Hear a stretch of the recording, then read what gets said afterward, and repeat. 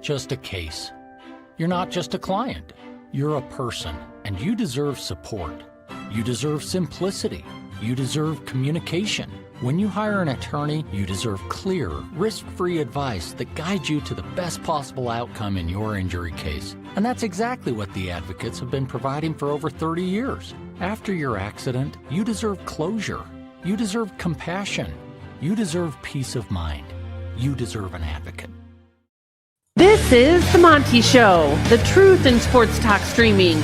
When you want unbiased opinions about your favorite team without the spin, all you have to do is find The Monty Show, streaming live and available 24 hours a day, 7 days a week on YouTube.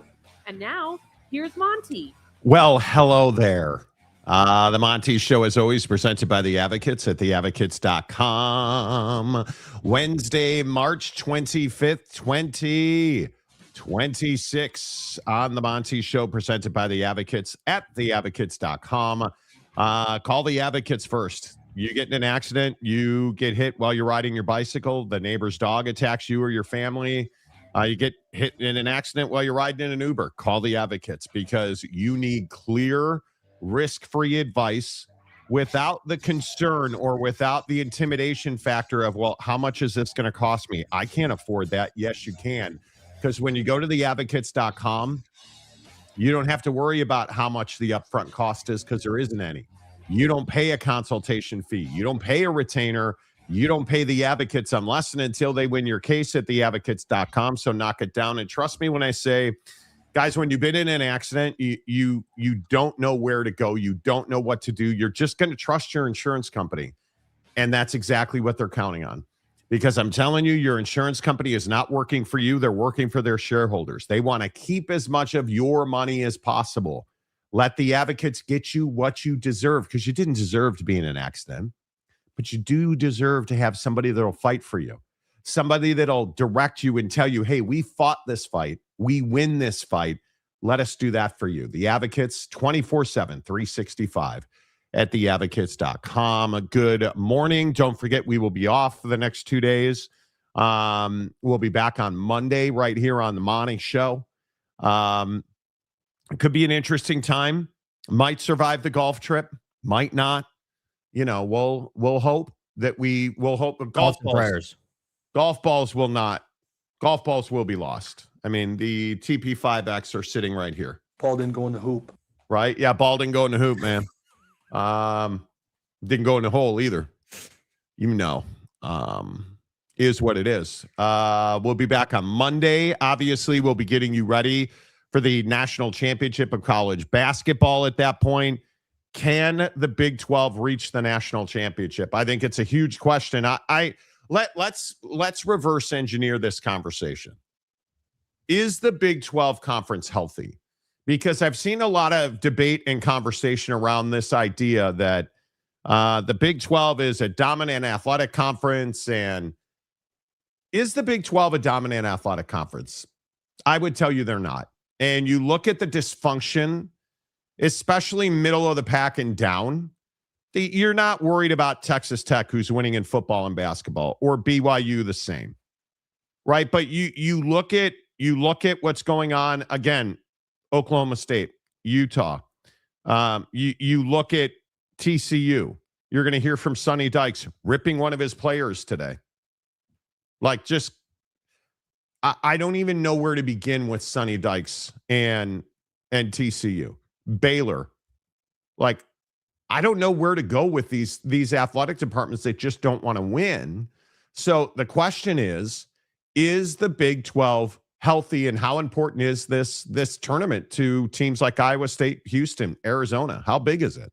Yeah, I mean, it couldn't be more important. I think that the Big 12 is, you know, we know where the Big 12 is at, and more importantly, I would say we know where they're not at. And I think that winning the NCAA tournament would be a big statement. You know, I mean, it's just as important as winning a national championship in football, man. You know, if the Big 12 goes 0 for 3 today and tomorrow, you know, or tomorrow and Friday, like I don't know, like that's really rough. You know, but if the Big 12 were to go 3 for 3, and all these schools moved on, and you continue to win ball games. I mean, that's only helping the cause. And I think that this is what I said at the beginning of the tournament, and everyone criticized me, but I said, like, dude, the SEC and the Big Ten are bigger, better, stronger conferences right now. And we're seeing that, I feel like, and I think that the Big 12, it's unfortunate because I feel like the Big 12 really should still have like 5-6 teams in, but it just didn't work out that way. So I don't think these games could have more importance. I think that if you don't win, if you don't go to the Elite Eight, I mean, like, did you really have a good tournament as a conference? I mean, you started with 8 teams and you didn't make the Elite Eight. Like, that would be rough, man. Yeah, I have a lot of concern over it, especially because looking at the brackets and the matchups, I mean, you start to see, like, even if I look at the books, the sports books are not confident in the Big 12.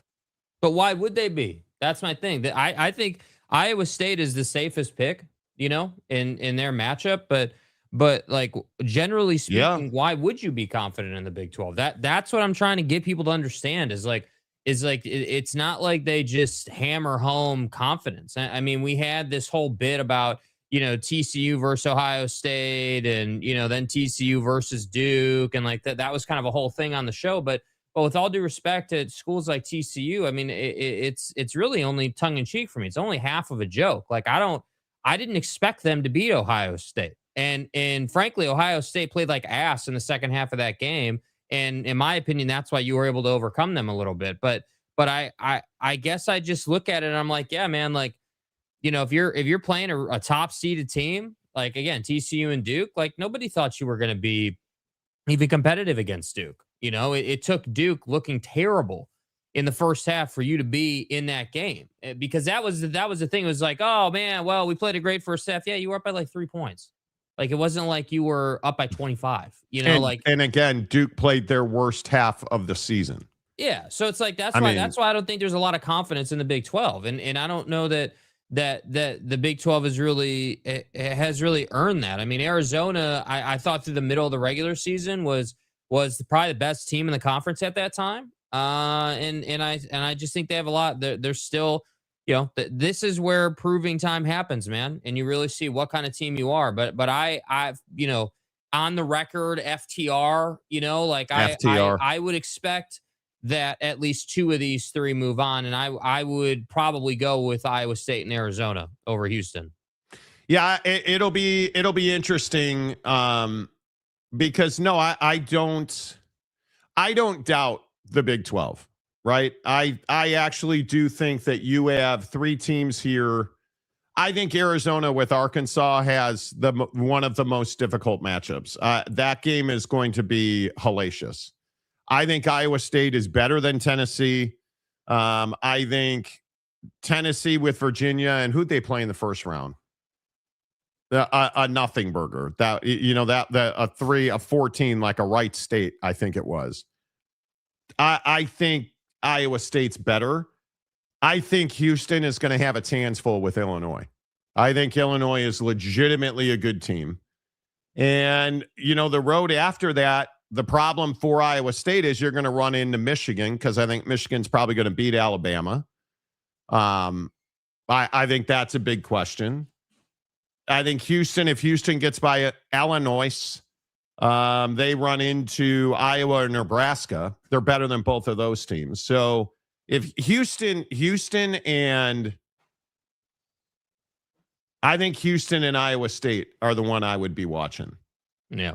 Because I'm not a buyer on Arkansas being a bad basketball team. I think Arkansas has shown you, I mean, obviously playing Hawaii and High Point is not exactly, stiff competition, but Arkansas is a good basketball team. Mm-hmm.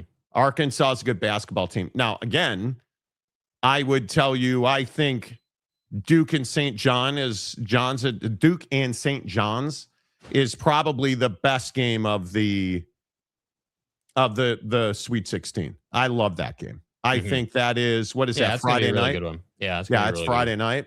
Yeah. I think it's going to be incredible. Yeah. And Arizona, Arkansas is tomorrow.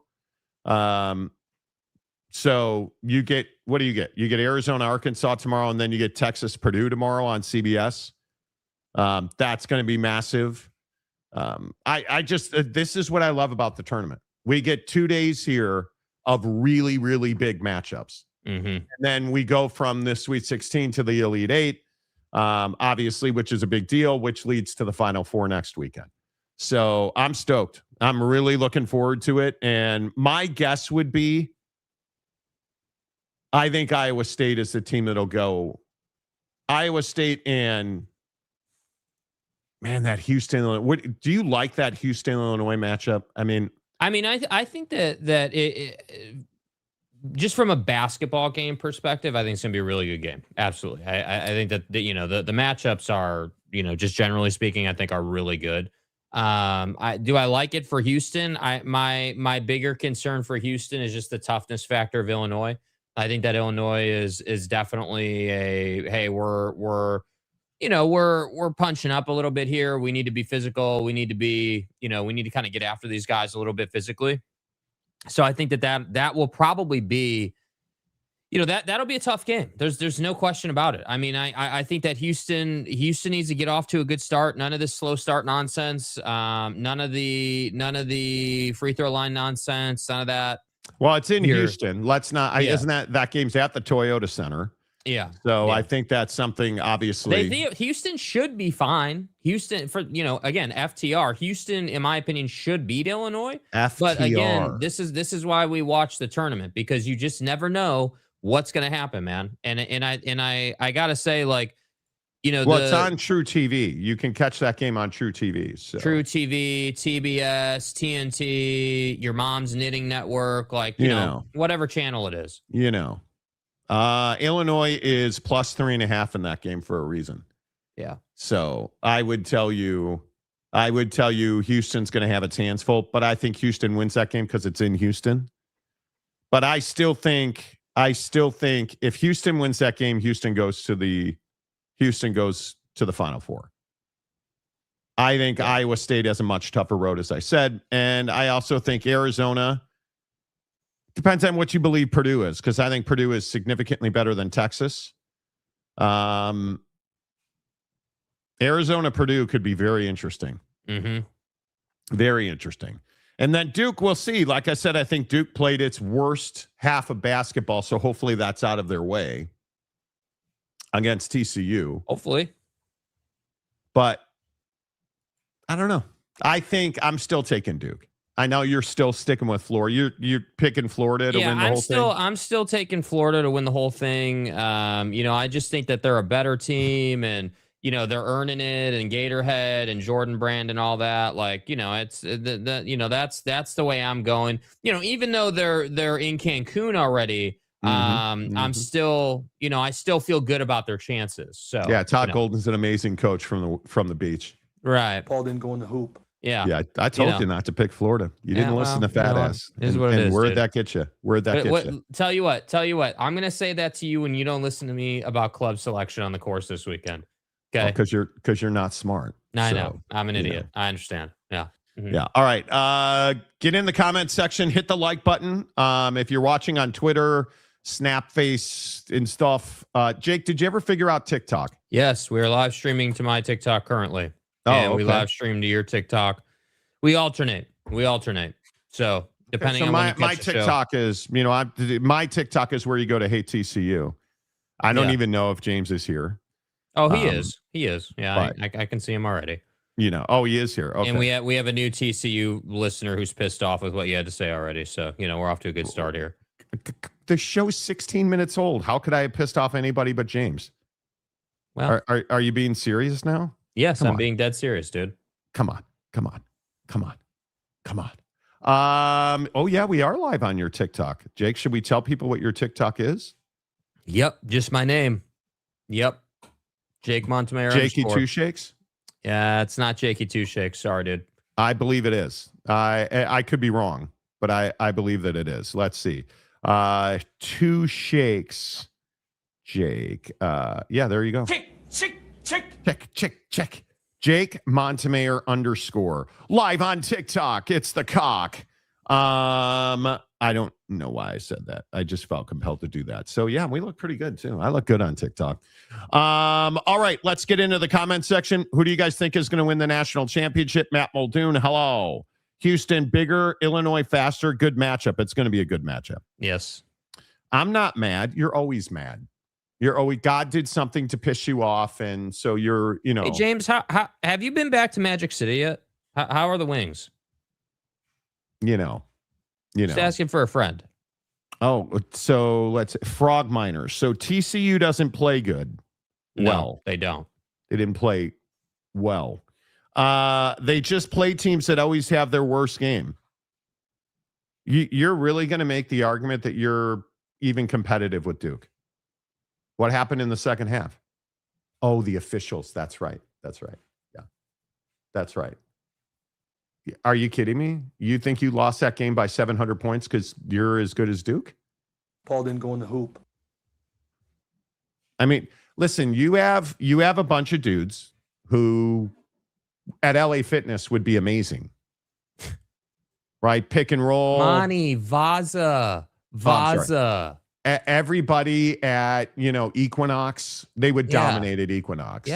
Yes. The problem is Duke ain't playing at Equinox. You're not as talented right now. You will be, although you're capped because Jamie Dixon's your head coach.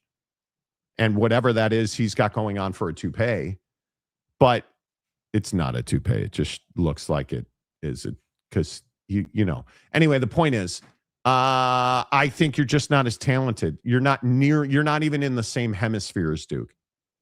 You don't even belong in the conversation.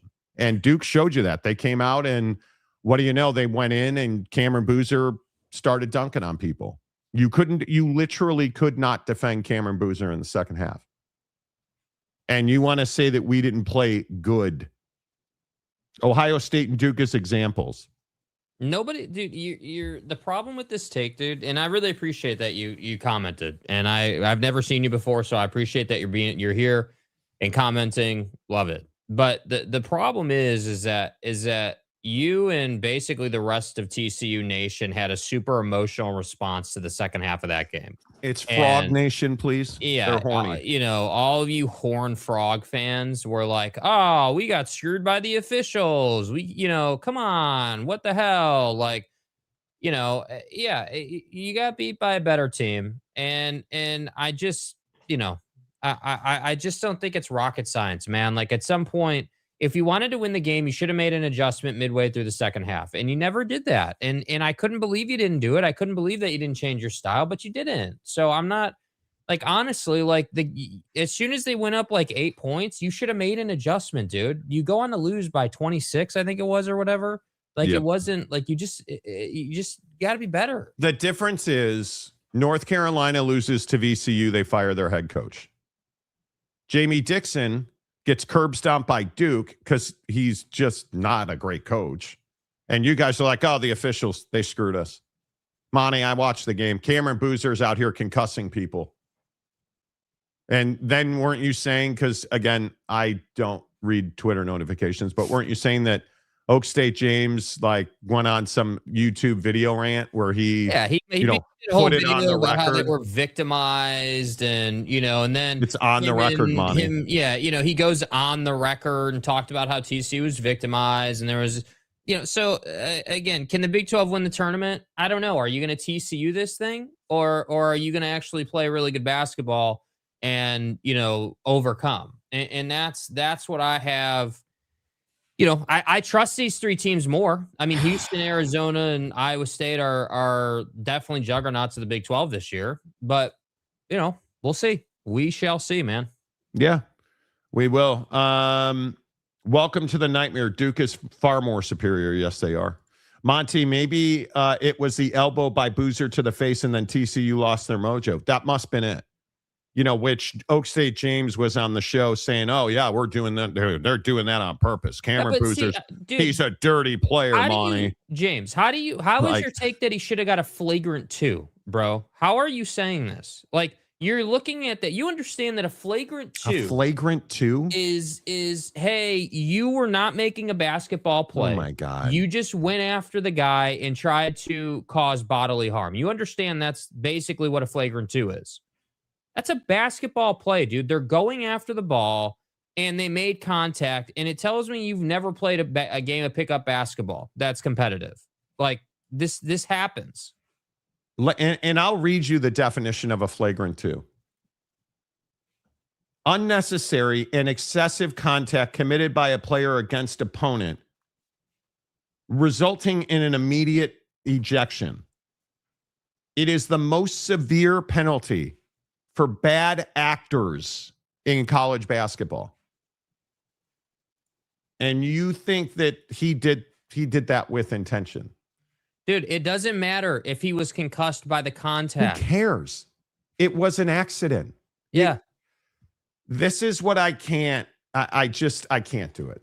I'm not going to play the game today. Yeah, with James. This is an emotional response, and this is TCU fan trying to say, oh well, bro, he got a concussion. He should have been ejected. It's not about the result of the contact. It's simply about the intent of the contact, right? Like, it's about, hey, did he try to do that? Was he going for the ball and it was just incidental contact and your guy came out on the wrong end? Yeah, it was, dude.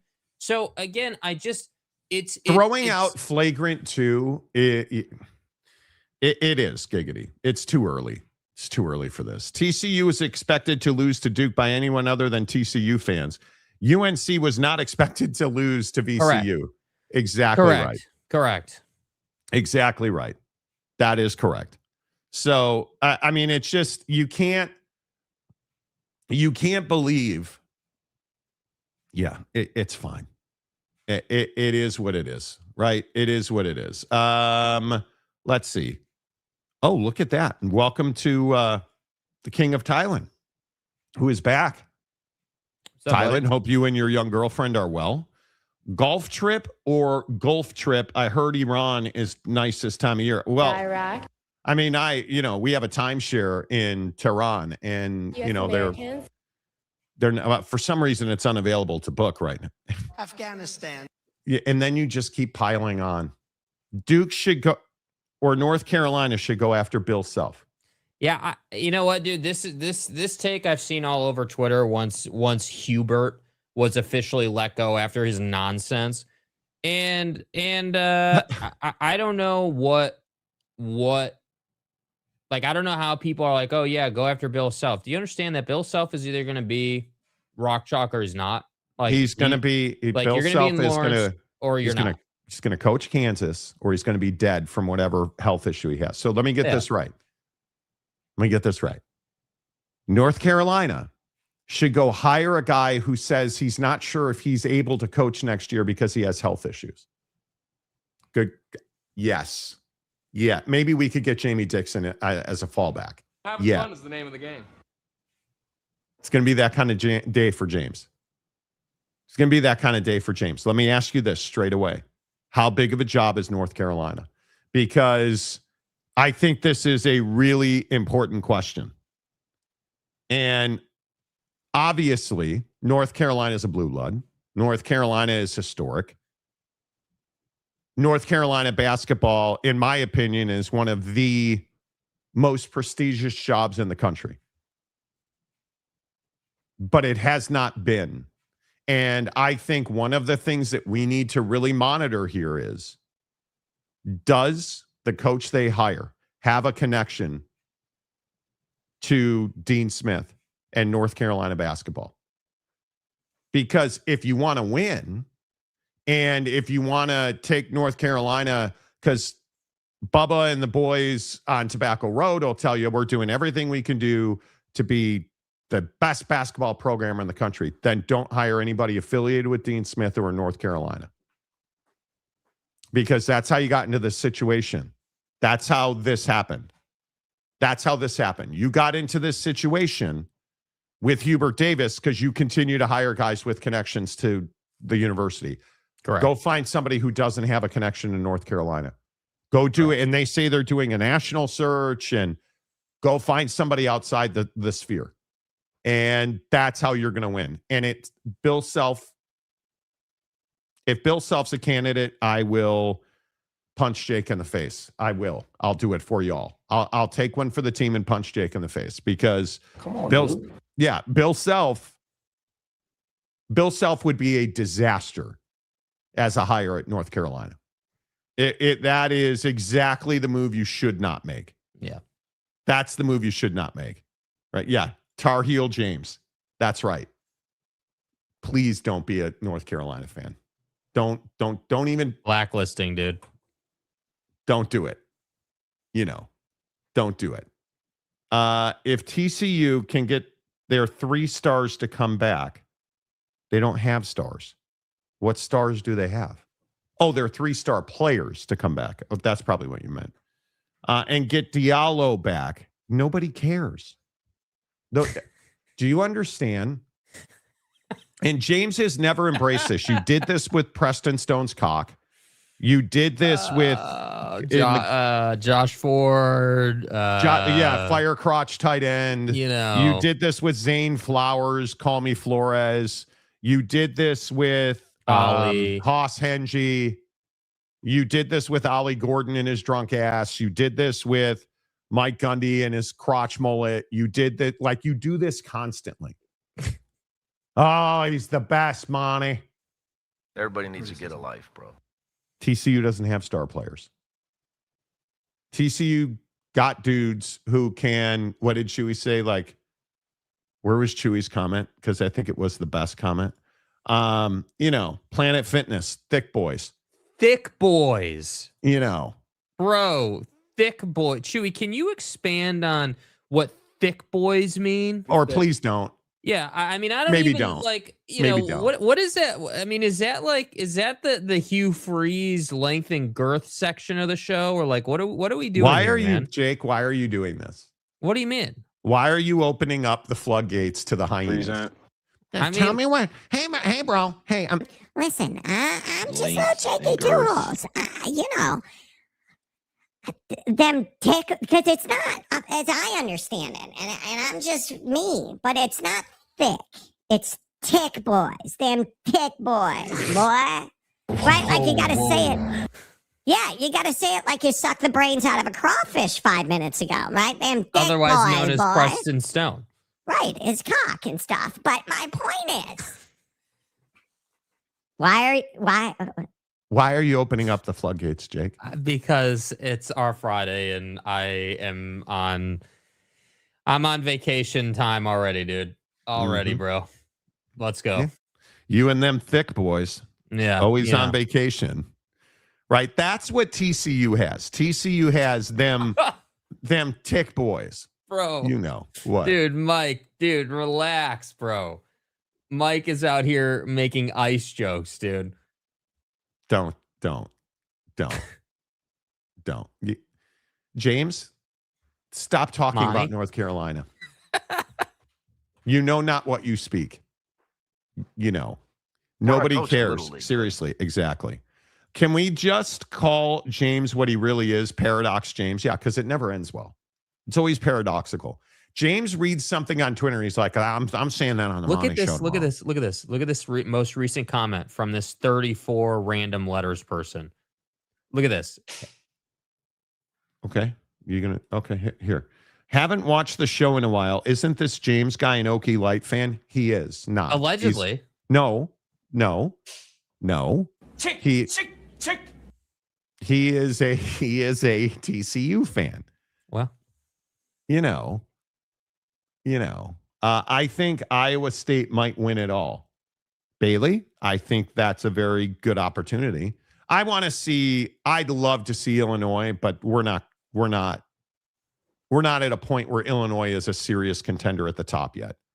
They're getting there. Stojakovic is a baller. Getting better though. Their football's better. Basketball's definitely better. Yeah. James continues to be a plague on all that he speaks. Yeah. James absolutely is Black Death on any team that he says is going to be good. Tampering. Black Death. Like he talks about your team. It's over, dude. And James isn't a bad person per se.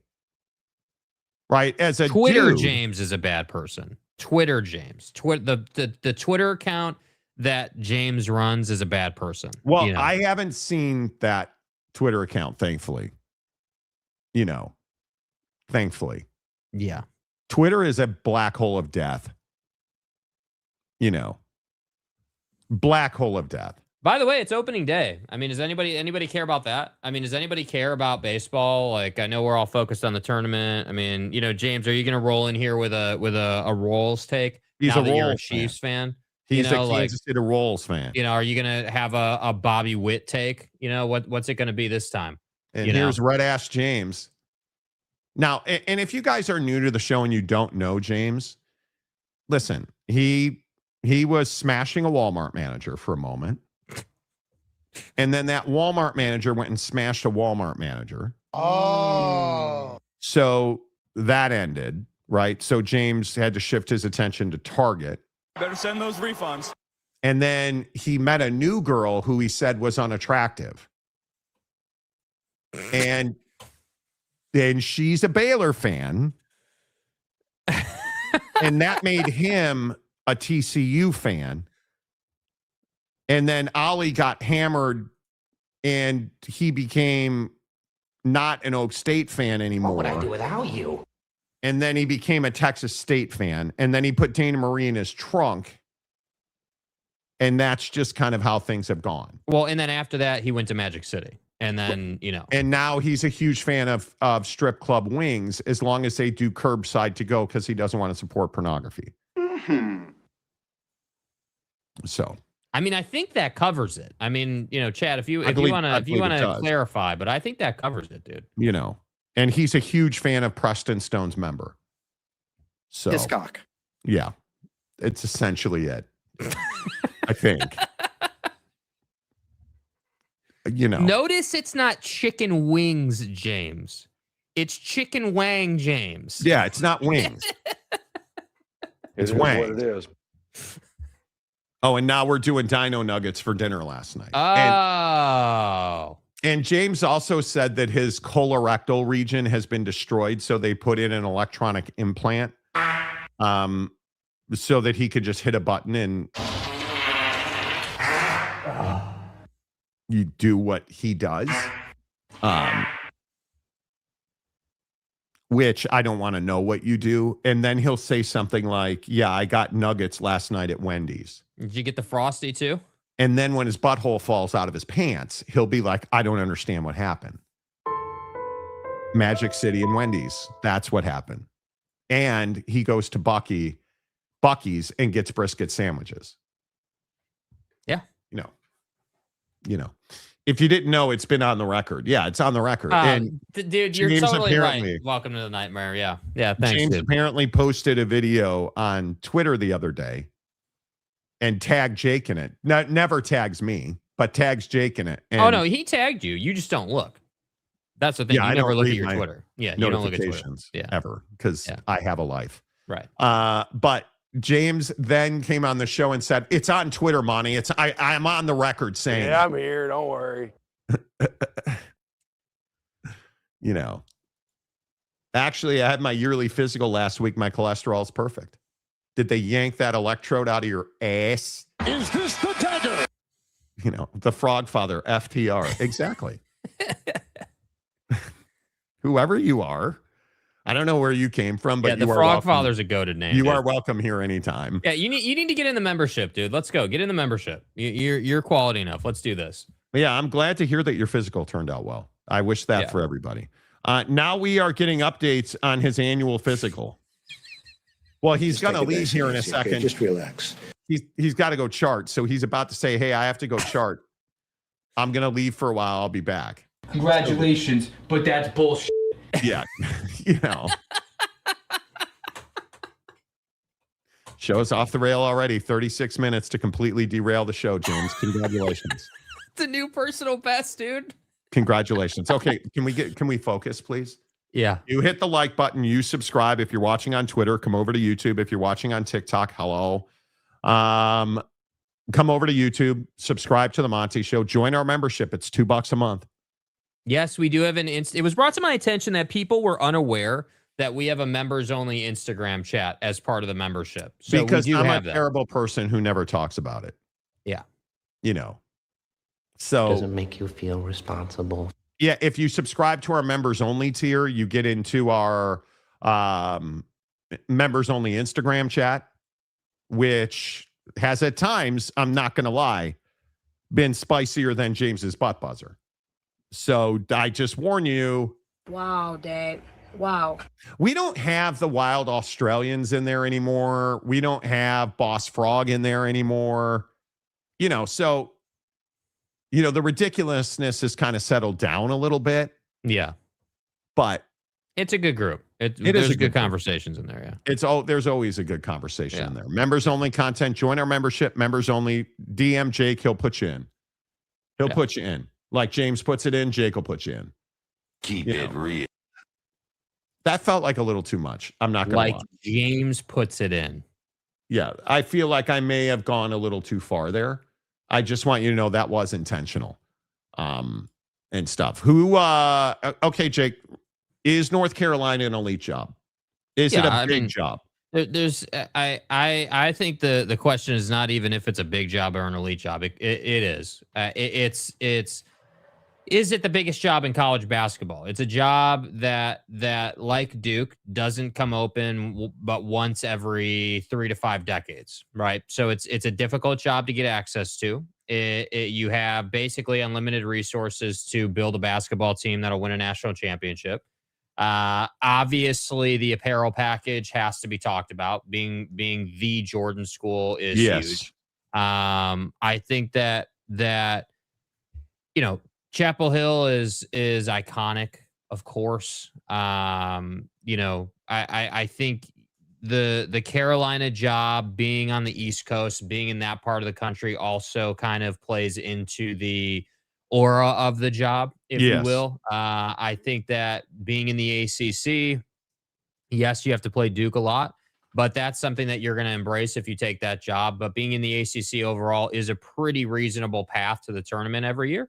And I think that, you know, that job is dying for a younger head coach who's got a ton of energy that's just going to go in there and just be the 10,000 pound gorilla that's just going to beat the hell out of the recruiting trail and get all kinds of talent. And if you do that and then you coach those kids hard, I mean, you're going to be a good team. And I think that, you know, quite frankly, and I know that this season you had talked a lot about how you spent time watching UNC and Duke a lot on ESPN, but I do think that the rivalry needs UNC to be better, man. Like the rivalry needs UNC to pick it up and like get back to a place where it's legitimately a threat that UNC can go, you know, to Duke and win that game. And I just think that you know, it's the biggest job in college basketball right now. I think it's, to put it into perspective, I think it's such a big opening that, you know, schools like Kansas, because it's just a good example, you know, if Bill Self were to retire, Kansas doesn't want him to retire right now while UNC is available, because everyone's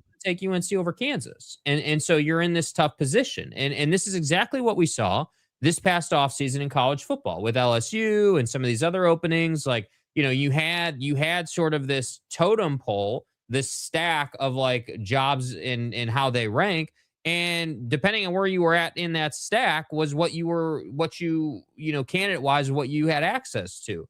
And so that's why I'm saying, like, I think that UNC letting Hubert go yesterday, I'm surprised they didn't do it Monday, but letting him go yesterday, I think was important because you did it before the tournament's over. So like if Kansas already knows Bill Self is out after the season's over, they're already going to be looking. If that's the case, I'm not saying that's the case, but let's say, you know, hypothetically, if it was, they'd already be looking, they'd already be getting ahead of that. So I just think it's such a big job that it casts a shadow over other high profile gigs like Kansas or others who will come open at some point soon. I would agree with that. And I think the other thing that it does is it allows North Carolina now to begin a process with guys like Todd Golden, because I do think Todd Golden, the head coach of Florida, is going to be a major name in this hunt. I think Todd Golden, and Jake doesn't agree with me on Todd Golden, which is fine, because I'm always right and Jake is always wrong. But I think I'm the best there is. I am, and I'm good looking too. I think the thing that about Todd Golden is he is currently in a position where he probably needs to get an extension at Florida. I think Florida would like to get that extension done. Mm-hmm. And I think Tommy Lloyd at Arizona is much the same. I have told you repeatedly, Jay Wright's the guy that I would call first. Now, Jay Wright said repeatedly he's retired. Okay, cool. Have him tell you that again. Agreed. Have him tell Bubba Cunningham he's retired. And as much as he appreciates the respect and, you know, the thought that I could be your coach, hey, man, I'm retired. Okay, great. We'll move on to Tommy Lloyd at Arizona. Because, and I think this is a thing that, with all due respect to James or anybody else, you're not taking Buddy, the assistant coach from Lehigh, as the next head coach at North Carolina. It's not good enough. We're North Carolina basketball. You're calling the heavyweights of college basketball. That's why you're calling Jay Wright. That's why you're calling Todd Golden. That's why you're calling Tommy Lloyd, right? You're calling the guys that when you look at the biggest names, I mean, you look at somebody like Billy Donovan for the Chicago Bulls is a very interesting case, because I do think Billy Donovan's going to get a phone call from North Carolina. And he should answer the phone because he's an absolute disaster as an NBA coach. And you look at him, and I remind you that Billy Donovan's one of 4 coaches to win back-to-back national championships, which he did at Florida. It puts him on a list with John Wooden, Mike Krzyzewski, Dan Hurley, and Billy Donovan. Those are the 4 that have won back-to-back national championships. But, and I don't disagree with that, and it would be a good hire. Been a minute since he's been at the college level. Things have changed. I mean, I'm interested to know if Billy Donovan wants to coach college basketball again. He's 60 years old. That's the thing working against him. I think this is a young man's game, unless you are pounding at an Italian restaurant like Patino. Unless you got that dog in him. Your third leg was just phenomenal. Because, guys, that's who you need to be. You need to be a complete red ass, don't have a life off the court. My name's Tom Izzo. No question about it. Right? That's why I'm calling TJ Otzelberger at Iowa State. Guy's a stud, right? Talked about it on the show yesterday. I'd hit that. Look at those biceps, cobras, pythons. Hell yeah. Excellent coach. He's winning in Ames, Iowa. Call him, interview him, right? Like that's the caliber of coach we're talking about. We're not talking about Jimmy's church ball coach from 8th grade. Yeah. We're talking about the biggest names in college basketball. We're talking about, Grant McCaslin at Texas Tech. Sub 50 years old, only making $10 million. Call Grant McCaslin. Mm-hmm. Doing a great job, right? Like, yeah, the Otzelberger angle to me is really strong when you look at buyouts. I think that he's only got a $4 million buyout. Not that money's a concern at UNC, obviously, but I think that what's interesting is, like, with Otzelberger, you have a guy who clearly is overperforming at Iowa State, doing a great job. Clearly would be capable of handling a bigger job, no doubt about it. And what's difficult about that is I think at UNC, like, I just don't know that Otzelberger's a big enough name yet. That's the hard part, is like, you have this responsibility to be like, yeah, okay, clearly our stack of candidates is going to be Jay Wright, number 1. Billy Donovan's probably number 2 if you could get him. And then from there, I think there's a lot of opinion in it. I mean, Buddy at Florida's got a big ass buyout, and that's definitely something to consider. Obviously capable. But again, does he want to leave Florida? Does he want to leave the SEC? I don't know. I have no idea. That's what we saw in football, is like, do guys want to leave their current post to get to a higher profile gig? But look at McCaslin. Look at Yeah. McCaslin. Yeah. Why, if you're McCaslin, and this is the same thing I say about Todd Golden at Florida. Yeah. If you're Grant McCaslin, why do you want to leave Texas Tech? You have no reason to. You've got all that oil money, boy. I watch Landman. Well, I know listen, how dude. much oil money is in West Texas. Okay. I, You coached at, you're a guy that you look at his resume. I mean, Buddy went from North Texas to Texas State, and he's only gotten better. Why would you leave that? because UNC is a bigger job than Texas Tech, and it's not Right. close. That's why. But again, why would Todd Golden leave Florida? He Florida's basketball coach is never under pressure. Yeah. Never. And he's winning. Yeah, but Florida and UNC are bigger jobs than Tech. Like, we need to be on the same page about that. But I don't think there's a bigger job than any of the major sports at Texas Tech, because you're making good money. You have good NIL budgets. Granted, Texas Tech has good, not great facilities across the board. It's tough to recruit to. Your hammer at Texas Tech is the money, because it's tough to recruit to West Texas, right? So Yeah, you're going to pay dudes a lot, but you have the money to pay them a lot. The thing about North Carolina is, when you win a national championship at North Carolina, they're cutting granite stone with you, like they're putting statues of you up. Yeah, I just don't think that this is a conversation necessarily just about money with UNC. Like, yeah, sure. Can you make the same money, or, like, resource? Sure, but it's UNC, man. There's again, love you guys at Texas Tech. You're not UNC. UNC, Duke, Kansas, Kentucky, like the traditional OG blue blood jobs in college basketball do not come open very long or regularly. Like, Texas Tech will be there, dude. That job will come open every 5 to 7 years. You mark my words on that, it will. But UNC is, I don't even think it's comparable. I'm frankly, I'm a little surprised you're even comparing them. I mean, I think that if you said to a guy like that, hey, UNC's available, yeah, sure, there's more pressure. Yeah, sure, like, there's more expectations, but it's UNC, dude. Like, I don't even think, I don't know. I guess I just view it as, like, it's not that Texas Tech sucks, but it's just like, that's a no doubt about it. If they call and you're at Tech, let's say, or you're at, Arizona, that's a yes. That's an auto yes, dude. You're taking that job if it's available. You would say, if UNC calls Tommy Lloyd, and I think they will. Yeah. I think they will. Yeah. If UNC calls Tommy Lloyd, you would tell Tommy Lloyd to leave Arizona. Yes, I would. Yes, I would. No question about it. And I would tell him to leave Arizona, because the reality is at UNC, you're whether we like it or not, dude, it's easier to get kids to Chapel Hill than it is Tucson. 1. 2, the UNC brand is iconic. Arizona's brand is legendary. There's no question about it. But there's also no question about it that in stature, it's smaller than UNC.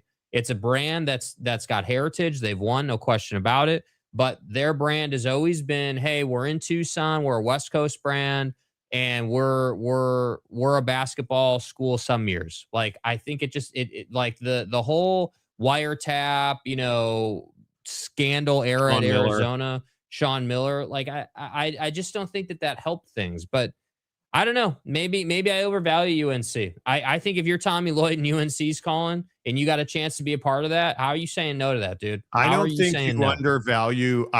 you undervalue UNC. I think you undervalue Arizona, because I think it makes a lot more sense if you're Todd Golden.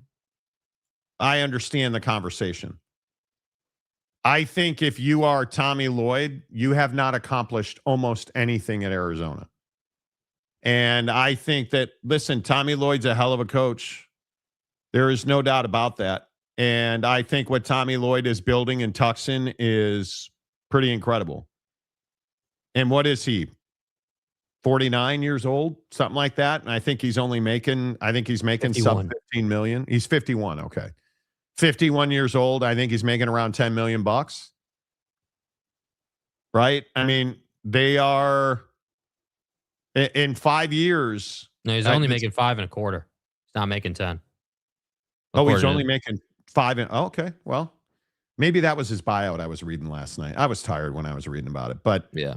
I think if you're North Carolina, Tommy Lloyd, the attractiveness of Tommy Lloyd is he ends up being a top 3-4 seed every year at Arizona in his 5 years.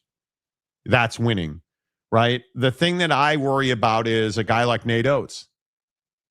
I think Nate Oates is going to be incredibly attractive to North Carolina. And I, as a North Carolina fan, he's got a big buyout. He's just shy of $20 million bucks. I think it's $18 million for Nate Oates at Bama, which is prohibitive. Tommy Lloyd's buyout is like $11 million. So that's something I would hopefully will keep Nate Oates away from North Carolina. But I think it's going to be interesting to see how this plays out. I think North Carolina is a huge gig, dude. Yep. Huge gig. Welcome Kenneth Maynard to the membership. Kenneth, appreciate you very much. Thank you for being on the channel. Kenneth, you've been here for a while, man. You're not a new boy.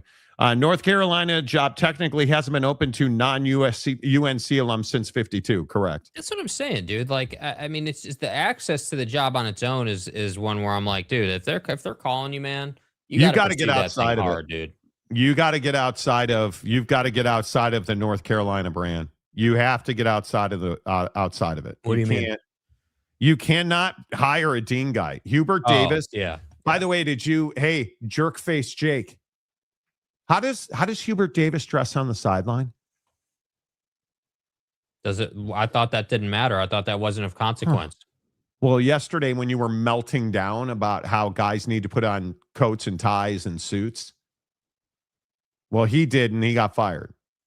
Todd Golden, but I thought, hold on, no. I zip. thought that didn't have any connection to their performance. That it doesn't didn't matter. It then doesn't. Why are we talking about it, dude? Because yesterday you died on that hill. Yeah, put on I'll a continue suit. to die on that hill, dude. I think that professionalism matters, dude. Professionalism matters. You put on a tie. This is college basketball. Jake was so upset yesterday. How dare you show up without wingtips? Who do you think you are? Like you got hoop. Yeah, you took it personally. I'm quarter zipping tech pants. Yeah, but you're also not the head coach of a college basketball program that's on national TV. Put on some Jordans. Put on some Carolina blue Jordans. Throw on a black quarter zip with a Tar Heel logo on it. And let's go kick some ass. That's what that's what this job is. Ho ho. No. Okay. Kenneth Maynard, $10 more. The big reason the ACC is down perception-wise in basketball is because UNC is not performing at their standard. UNC is back and the ACC is back. Duke and UNC both to be elite year in and year out. I totally agree. I think for a school that doesn't have a football program and is down in basketball, because if we're being honest,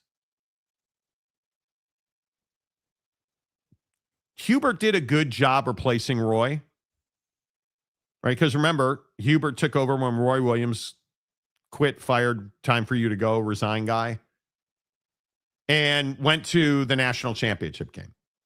And then it's been a precipitous downhill climb since. And we got to get back to a bunch of dudes wearing Carolina blue that are top 10 in the NBA draft. We got to get back to that. We got to get back to Stack and Sean May and all the bros. Vince Carter. We got to get back to that. Did Roy Williams wear suits on the sideline? He did. Well, he was also born in 1937. Okay. So, did Mike Krzyzewski? He did. Does John Shire? He doesn't, because he's like a real man now. He's got hair in his armpits. Okay, let's settle down. I still don't understand your obsession with that. I want to. I don't. Bobby Bagels. Ho ho. Jake is Peter Griffin with his own "You Know What Grinds My Gears" segment. He really is. Man.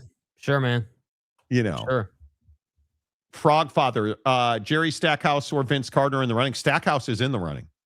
Stackhouse has said he wants to be the head coach at North Carolina. So Jake wants them to wear a tie, but just a vest and not the jacket. Yeah. Living up to, what are you going to do in the middle of the summer? Are you still going to wear the puffy vest in the middle of the summer? No, I'm going to get a lightweight one or something. I don't know. I need some kind of. Okay. Yeah. Welcome to the nightmare. Whoever the UNC coach ends up being, they better be wearing a suit. That's right. That's right. Tom Dubois, 22, 25. I take selfies in the mirror. The challenge is at UNC, Duke, Kansas, UConn, if the AD and president are committed to hiring the best candidate instead of an alum in the current climate, it is harder to install the right guy. Yes, it is. Yeah, for selfie in the mirror guy, that's a good take. Yes, and I think North Carolina is desperate to get outside of the ecosystem. You have to do it. UNC is a bigger job, but Texas Tech can match money with about any school if they want. They can. No question. Right? Dan Hurley eats and sleeps basketball, and that's what it takes. Yes, it does. Agreed. What about Mark Byington at Vandy? Not a big enough name. I'm not a buyer. He's a small brand. Small brand. Ken Maynor, Grant McCaslin and TJ Otzelberger would be home run hires for UNC. Yes, they would. Yes, they would. Bobby Bagels with his schmear. Hey, James, Sonny Crockett, where are you going on vacation? Well, I'm going to do I tell people? Because last time we told people where we were going, we got phone calls in our room. I mean, Okay. I would not be mentioning the property we're staying at. That's We're not smart, going to Oahu to play Turtle Bay. That's not true. What do you mean? Yeah, it is. Tom says Hubert was thrown in as a bridge to whatever is next, as opposed to Shire that was set up to succeed. No, I disagree. Nope. Hubert was brought in as the next guy, inner circle guy. He's expectations. Nobody was saying that when he was going to the tournament. And I was what they excited with did. the hire. Yeah. And again, for those of you who don't know, I'm a massive, both physically and spiritually. My God is Dean Smith. I'm a huge North Carolina fan. Grew up in Chicago, obviously, in the Jordan Worthy years. And I love North Carolina basketball. I was happy with the Hubert Davis hire. Yeah. There's no doubt. But now I'm at the point where this is Ben Johnson to the Chicago Bears. We need to get outside of the ecosystem, right? We need to find a young gun who speaks Gen Z, right? That's what we need. We need somebody that talks to young people, that understands it, that understands this digital age they're living in, and can go recruit his ass off. And when he's done recruiting, he needs to get on the phone with boosters and supporters, because those people are the ones who ultimately wanted Hubert Davis fired. Yeah. So there needs to be a network and relationships built that will foster an environment of talent and development. It's as simple as that. And that's why I'm such a McCaslin guy, because that's exactly what he does. That's exactly what he does. And I understand. And the thing that annoys me so much about this whole Dean Smith coaching tree ecosystem BS. Look, I love North Carolina. It's not special or unique anymore. That's not what college basketball is about. It's about winning. And it's breaking that Bill Self is retiring. But Bill Self is retiring. Yes. Well, so that means he's going to take the North Carolina job. Right. Yeah. Yeah. Yeah. Okay. Where are you seeing that? Rob Reinhart on Twitter. Okay. Rob Reinhart. Yeah, there it is. 23 years, 2 national championships with the Jayhawks. The legendary coach has decided to call it a career. Good for him, man. Kansas or North Carolina? Which one's the better job? I mean, that's tough, dude. Probably UNC. Kansas is a close second, though. I think that I think that Bill Self made the Kansas gig like iconic, and quite frankly, the Big 12 needs Kansas to be good. So I hope they don't mess that up. I think it's going to be very interesting. Tough way to end your career, too. Tough way to end your career. I am very curious to see how this plays out because I think Kansas is a massive job. And I am curious, does that go to an assistant or is there a succession plan? The best home court advantage in all basketball by most people's standards. I think that'll be interesting to see. And I've been to Lawrence many times to watch basketball games, and fog is unbelievable. Yeah. Unbelievable. UNC needs basketball Summerall. No, they don't. Yeah, you got to earn it, dude. Got to earn it. Got to earn the Tar Heel. Here we go. No, they don't. No. I'm really curious to see who Kansas targets because that's a job that has Otzelberger written all over it. You think so? All over it. Yep. Low end buyout. Already a Big 12 guy. Kansas is a clear upgrade to Iowa State. No. I think, man, if you're Kansas, who should you target? Well, I mean, obviously you're going to call. You probably want. TJ Otzelberger is the guy you have to call. Yeah. You have to call him. I would assume Ben McCallum in Iowa feels like a good fit there. What about Dusty May at Michigan? I mean, is there any question that? I mean, yeah, worth the obviously call. He's only been there. What? This is his second or third year at Michigan. Who wouldn't want to pull the ripcord on that crap hole? But I don't know. We'll see. They'll get somebody. They'll get somebody that of note. Kansas is a huge job. And I am really curious. What does this do for Darren Peterson? Sends his ass to the NBA. That's what it does. I'm very curious if that's true. I mean, if I just look at if you go find the guys, just looking at, I don't even know where you go. I mean, Josh Sherritt's at St. Louis. Like, I'm looking at the hottest coaches. I'm looking at the best young coaches in college basketball ranking. I mean, Josh Sherritt certainly has to be on that list, but I don't think he's a big enough name. Right? Do they have a coach in waiting? Because you can't tell me they didn't know he was retiring.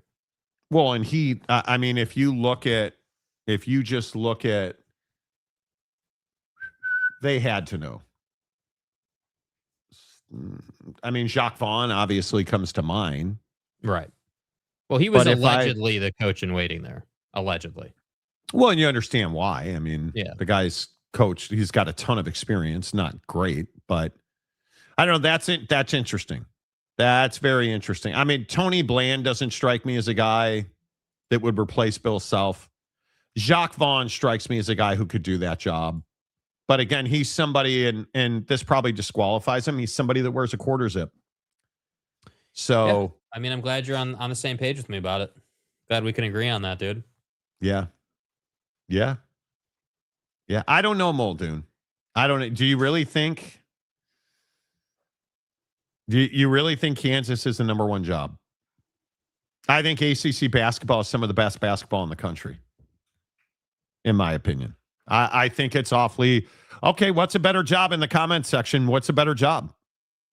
I think North Carolina is the better job, and I think Roy Williams leaving Kansas to go to Carolina there has to be some tip there. Well, look, I think the truth is that it comes down to who you're asking. I mean, if you're asking me, I would take UNC over Kansas, but I don't think Kansas is that far behind. I think that if you think about it, like, again, if we're taking all factors into account, Lawrence is what, 90 minutes at most, to the Big 12 tournament in Kansas City.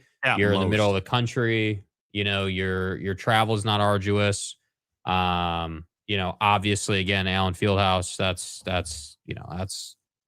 that's speaks for itself. And you're following in Bill Self's footsteps, man. I mean, what more could you really ask for, honestly? Yeah, And I don't see any way. I don't see any way that they're not 1A and 1B, Carolina and Kansas. I mean, they're yeah, I mean, so I really close. think it's preferential. I do. I really do think actually that it depends who you ask, because if you ask somebody if you ask someone who's old enough to have grown up appreciating Jordan, they're probably on Team UNC, right? They're probably like, hey, UNC is a better gig for X, Y, and Z reasons, and Tobacco Road and Chapel Hill, just the whole vibe around UNC. But if you were to ask a new age coach like Otzelberger, let's say, just as an example, or anyone sub 50, probably sub 45, they're probably UNC and Kansas is actually probably much closer than it would just Then it appear would generally. appear. Yeah. So I really actually think it just comes down to who you're asking. Boy, this is a huge moment in time for the Big 12 too. I mean, we talked about this earlier in the show. If you're just tuning in, that I really feel like this tournament it's critical that you try to get. You'd love to see two teams from the Big 12 be in the Final Four. Well, look at the impact on Iowa State and through the Big 12. I mean, look at the fact that you lost Matt Campbell to Penn State. You're going to lose Otzelberger at some point. I mean, that's just a given. He's going to leave for a bigger job. That's just what you do. So it's like, all right, well, does Otzelberger stay in the conference or not? If he stays in the conference, then I think it's fine for the Big 12. But if he leaves, if he goes to the ACC, I mean, that's tough, dude. I mean, you just lost a potential Elite Eight coach right there out of your conference because other jobs came open. And we already know that Kelvin Sampson at Houston is on the way out, right? We already know that he's I wouldn't be surprised if he retired after the tournament's over. I don't think anyone would be.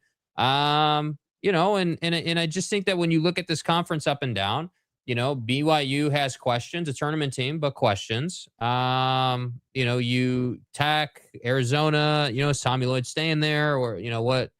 So I do think that this is a volatile time for the Big 12, man. I mean, you're talking about a conference that could easily, depending on how it shakes out, could easily lose a bunch of coaching talent and go the wrong direction. I mean, that's a real threat. Yeah, this is a huge moment in time for the Big 12. I mean, it really is. You don't replace Bill Self.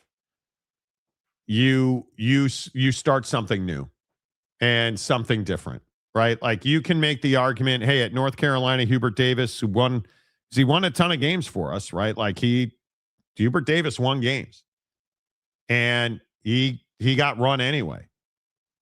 But you understand it doesn't feel like the program's going in the right direction. It didn't feel like he played nice with others. Bill Self, he could have kept his job at Kansas as long as he wanted, as long as he felt healthy. That's a loss for Kansas. In the Big 12, you really have to put all of your might into that, finding the right guy for that job, because these are critical hires. And I look at where the Big 12 is basketball-wise. Tommy Lloyd's a top candidate for pretty much every job. Now, if he goes from Arizona to Kansas, okay, cool. Stays in the conference, Arizona's going to get a stud. I don't think you'd see him leave Arizona for Kansas. I personally don't believe that Tommy Lloyd will leave Arizona. I just don't know why he would do that now. But let's say he takes the Carolina job. Yeah. Now, Arizona and Kansas, and arguably your two best basketball brands in that conference. And then you throw in Houston. And Iowa State. With Calvin leaving Houston, a perennial national championship contender at Houston, who said we're broke and we don't have the money to continue to recruit and develop the way we are. Now Calvin Sampson is on the clock at Houston. And then TJ Otzelberger, to a lesser extent, because he hasn't won a national championship, really, he's just now kind of pushing Iowa State into consistent winning. These are big times and big losses for the Big 12. Like, you don't just replace Bill Self. You don't just replace Tommy Lloyd. You don't just replace Calvin Sampson. Yeah. Like, these are big losses.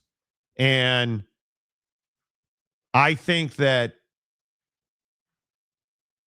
this is such a critical time for the Big 12. It really is. If Duke wins the championship, it puts even more pressure on the new UNC coach immediately. Yeah, I don't know about that. Yeah, I think that's hyperbole with all due respect. I think that Duke and UNC will go head-to-head till the end of the times. I think what you have to understand is it's always win a championship or you failed at places like North Carolina, as it should be. I'm a big believer in this. Listen, again, I'm a Notre Dame football fan, and we've toiled in mediocrity for decades. And people are like, oh, well, Monty, they went to the national championship game multiple times. Right, did you win it? Oh, that's right, we didn't. We got curb stomped twice. Ohio State and Alabama. Behemoths of the sport, which Notre Dame football is not, right? And you look at North Carolina. Oh, well, Hubert took him to a national championship game. Did he win it? No, he didn't. Did he get back there? No, he didn't. Got to be better. Got to recruit better. Got to NIL better. Got to portal better. It's as simple as that. Right? So these are, in my opinion, North Carolina has a bar that's set incredibly high. And if you don't win a national championship, it's a failure of a season. And I'm here for it.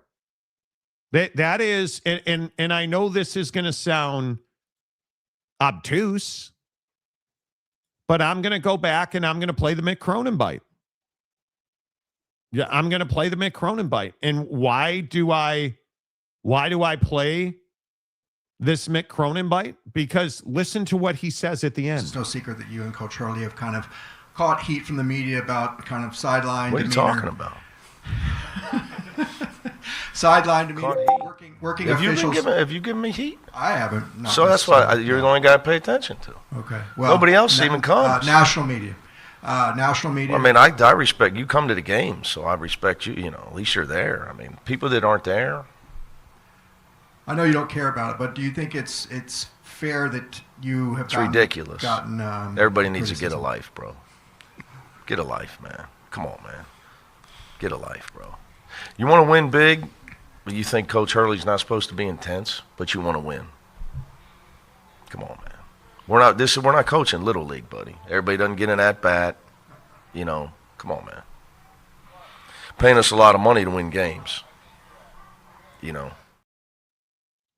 Paying us a lot of money to win games. Everybody doesn't get an at-bat. That's exactly right. And then you go from that to this. I'm a little bit tired there. I did not. I didn't. Hubert, why did you go to just a six-man rotation in the second half? Because that was my decision. Coach, what do you think went wrong? What do you mean? Hubert, the free throws again, as you mentioned, a little bit of an issue tonight. Why do you think that was such an issue for your team throughout the season? That's a great question. I mean, we work on them, and Ball didn't go in the hoop. Ball didn't go in the hoop. Ball didn't go in the hoop. Okay, so do you want Mick Cronin or do you want Hubert Davis? I'll take Mick Cronin. All day long. I'll take Mick Cronin. Dude. Are you raising your voice at me? Right? Do you want Mick Cronin or do you want, douchebag hair plugs? Oh, if I had a conversation with him, there was no raising of the voice. It was conversation as he had asked for, and what are you going to do? I mean, obviously we know what it was. Everybody knows what it was, and it's what can you say? What can you say? It's a big play, and then you compound it. And I didn't cuss. I didn't say anything bad. Had a conversation with him. It's big, a huge impact on the game. Yeah, Shut you mean the the fuck up, Donnie. Yeah, the technical foul you got that pretty much derailed your momentum. and then you got your ass soundly beat, I'll take Mick Cronin. Right? Do you see what it means when you have the wrong guy in the wrong spot? When you have the wrong coach leading your program? That's a problem. It's tough, bro. Right? Like when you have Hubert Davis smacking his gum into a microphone. That's not UNC basketball. Just not. Right? Gabriel, who's been a member for 15 months. Apparently. Oh, there we go. Okay. Apparently Jay can't find the button. I don't listen. I don't think we should read this comment. It's just not. Yeah, we don't. Yeah, that's not what we're about, dude. Apologizing to James. TCU won in the first round. I'm Shiva, the god of death. You know, welcome to the nightmare. For the Big 12 overall, you have to hope if Otzelberger gets poached, that goes to KU instead of UNC and then backfill with another good coach for Iowa State. You have to hope. You have to hope. Gabriel, my bad, James. I thought TCU losing would not break my bracket. I was wrong. Ken Maynor, the ACC is on a comeback. 8 bids, but underperformed this year in the tournament. If UNC gets it right and Wade gets NC State rolling, look out, look out. Because, and this is what I continue to say, it's not 8 bids, it's 10 bids. And then your top teams have to perform. 8 bids in the NCAA tournament, and we've got Iowa State and Houston and Arizona still alive. Yeah. Your top teams have to perform. You have to get, I think it's 10 teams. You need 10 teams in the NCAA tournament. And then you need 3-4 to go to the Sweet 16. It's the mandatory minimum, right? What is this, a jail cell? But you look at the Big Ten, Michigan State, Michigan, Purdue, right? Like you're getting teams like, you know, into the Illinois, right? Nebraska, Iowa, multiple teams. You can't say Big Ten basketball is on the way up, and you can't even, it's inarguable, right? But Iowa State, Houston, Arizona, that's good ball, dude. And that's the problem for the ACC. Duke is Duke. Yep. And now you understand why so many conferences had long exploratory conversations with UConn. This is why right here. You know, the Frog Father, James gets 0 apologies on the Monty Show. What are we apologizing for?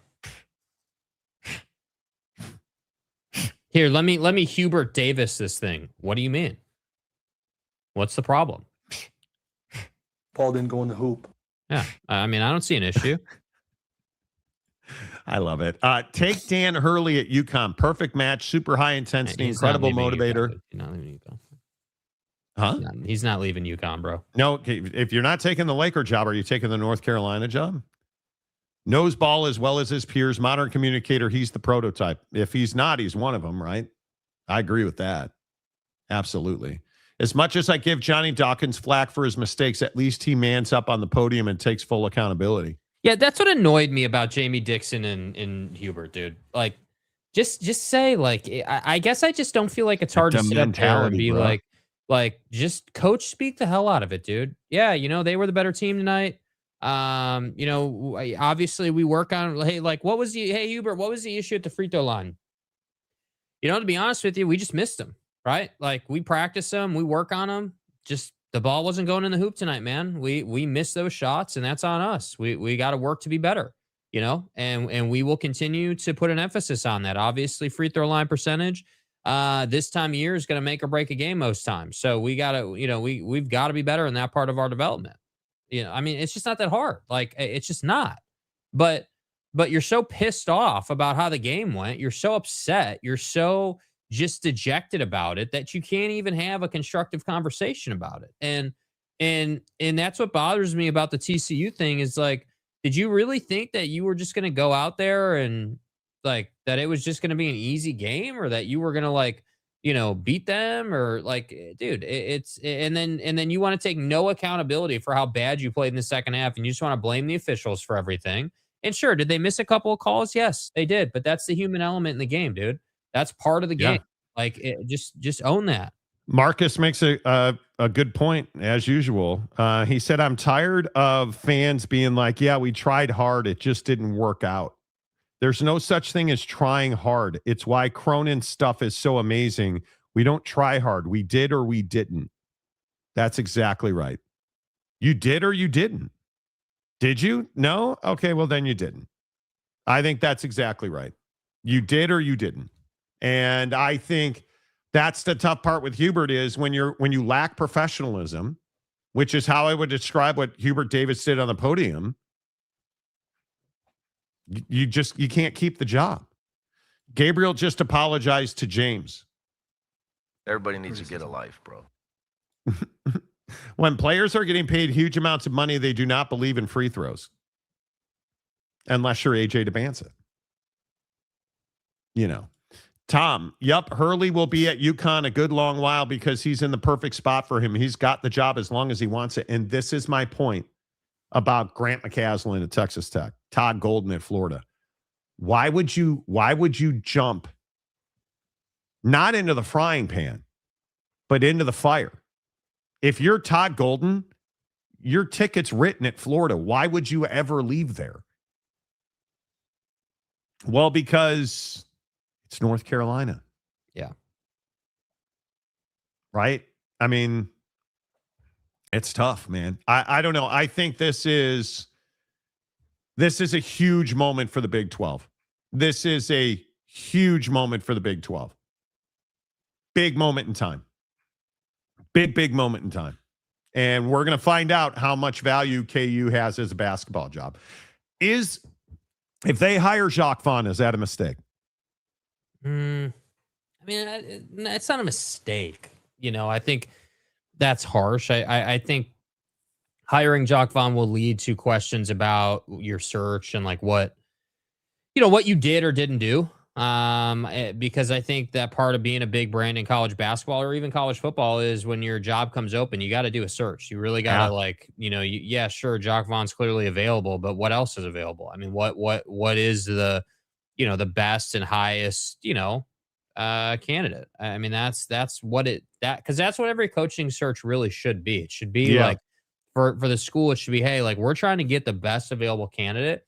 And, every candidate's got different traits and a different kind of mix of things that they're good and bad at and experience and no experience and national championships and not. And so obviously hiring Billy Donovan or Jay Wright is going to be a totally different experience and process than it would be if you hired Otzelberger or Jacques Vaughn. Like those are two different, 4 different situations, frankly. So it's just, that's where I was like, I don't think it's a mistake, but I definitely would be like, yeah, I mean, did you really give everyone a chance? Did you really sit down and talk with everyone and really kind of vet it out? It's huge. Yeah, it is. All right. Hour number 2 of the Monty Show is always presented by our friends at The Advocates, theadvocates.com.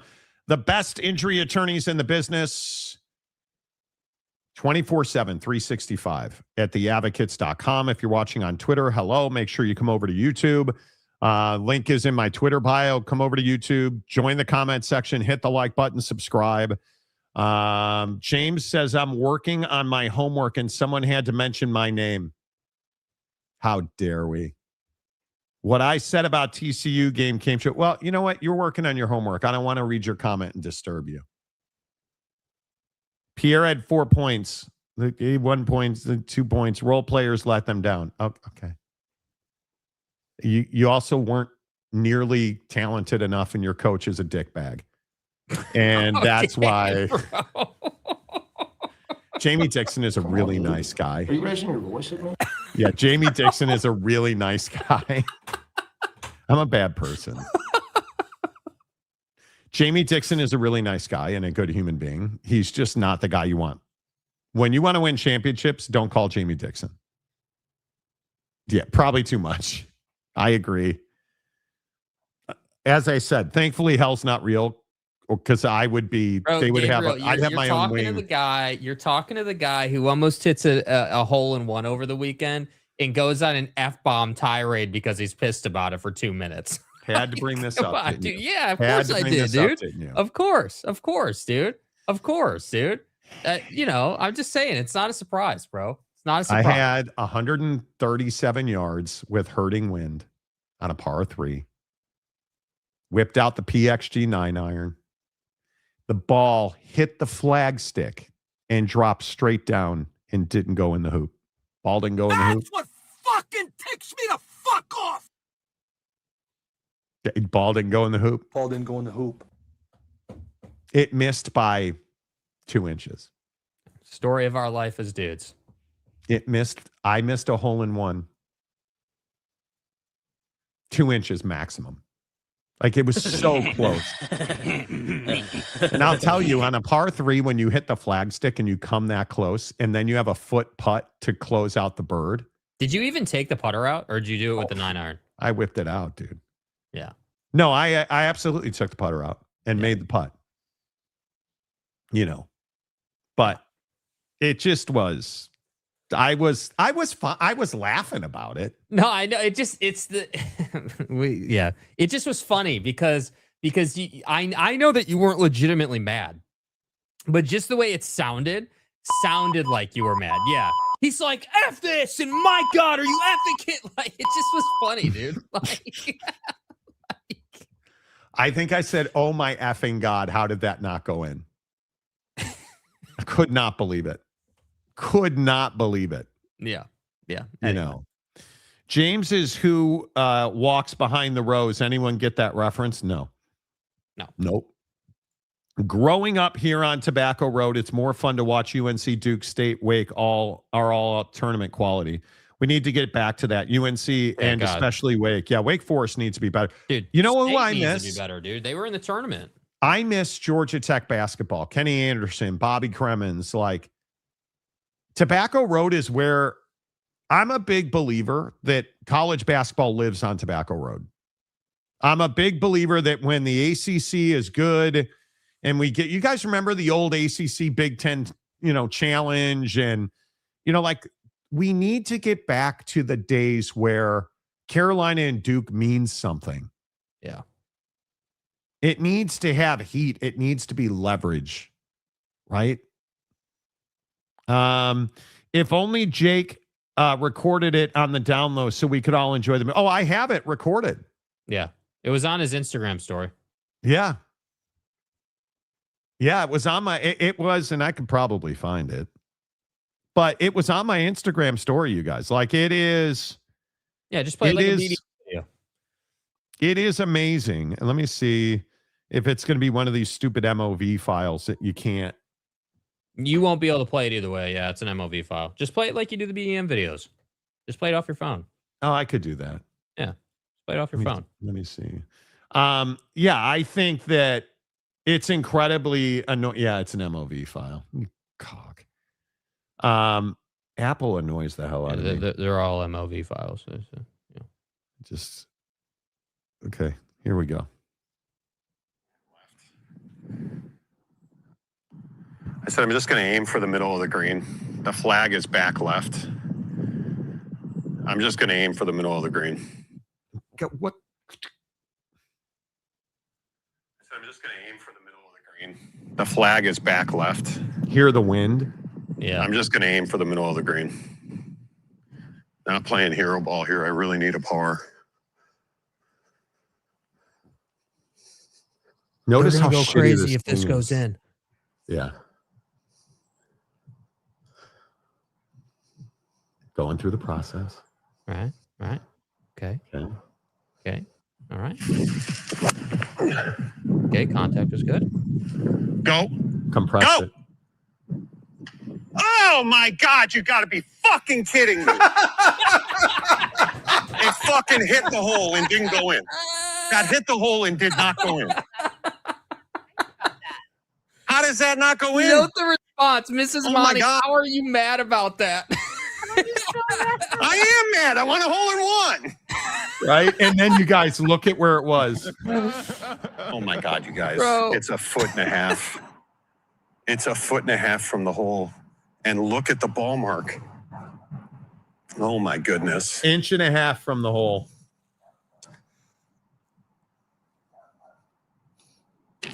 Buckets. Yeah. That's outrageous that didn't go in. How does that not just fall in the hole? It's amazing. Yeah, that's what I want to know. How does that not just fall in the hole? I cannot believe that did not go in. Yeah. I mean, that was the best reaction, Monty. I'm legitimately excited about not playing cold golf or like wet golf, dude. It's just wet been golf. I'm so miserable, bro. tired of it being cold and wet. Like I can't wait like to hit a drive and the ball actually rolls out even more than like 5 yards. Like I can't wait, you guys. I hit a 54-degree wedge, which is I hit my wedges. I've actually really worked on my wedges, so I'm hitting them with the blade open more. In Seattle, it's been so wet. I hit an 85-yard, 54-degree wedge shot, and it didn't plug on the green. I aimed, the flag was left of center. I aimed left of the flag, and it landed right where I wanted it to land in the rough, and I hoped that it would bounce and then roll up. It plugged in the rough. It plugged in the rough. That's how wet it is. And when you're playing wet golf, the ball in the ball just doesn't hit the face of the club. I'm ready for. I am ready. I'm ready for warm, dry golf. I mean, that 1.5 inches looks more like 6 to me, dude. It was. ask your mom. Your mom knows about inches. Yeah. Okay. Yeah, dude. You know. Yep. No, it was about 1.5 inches. That was. You know. He's 10 times better at golf than I am and still upset. That was an amazing shot. Yeah, well, I have unrealistic expectations.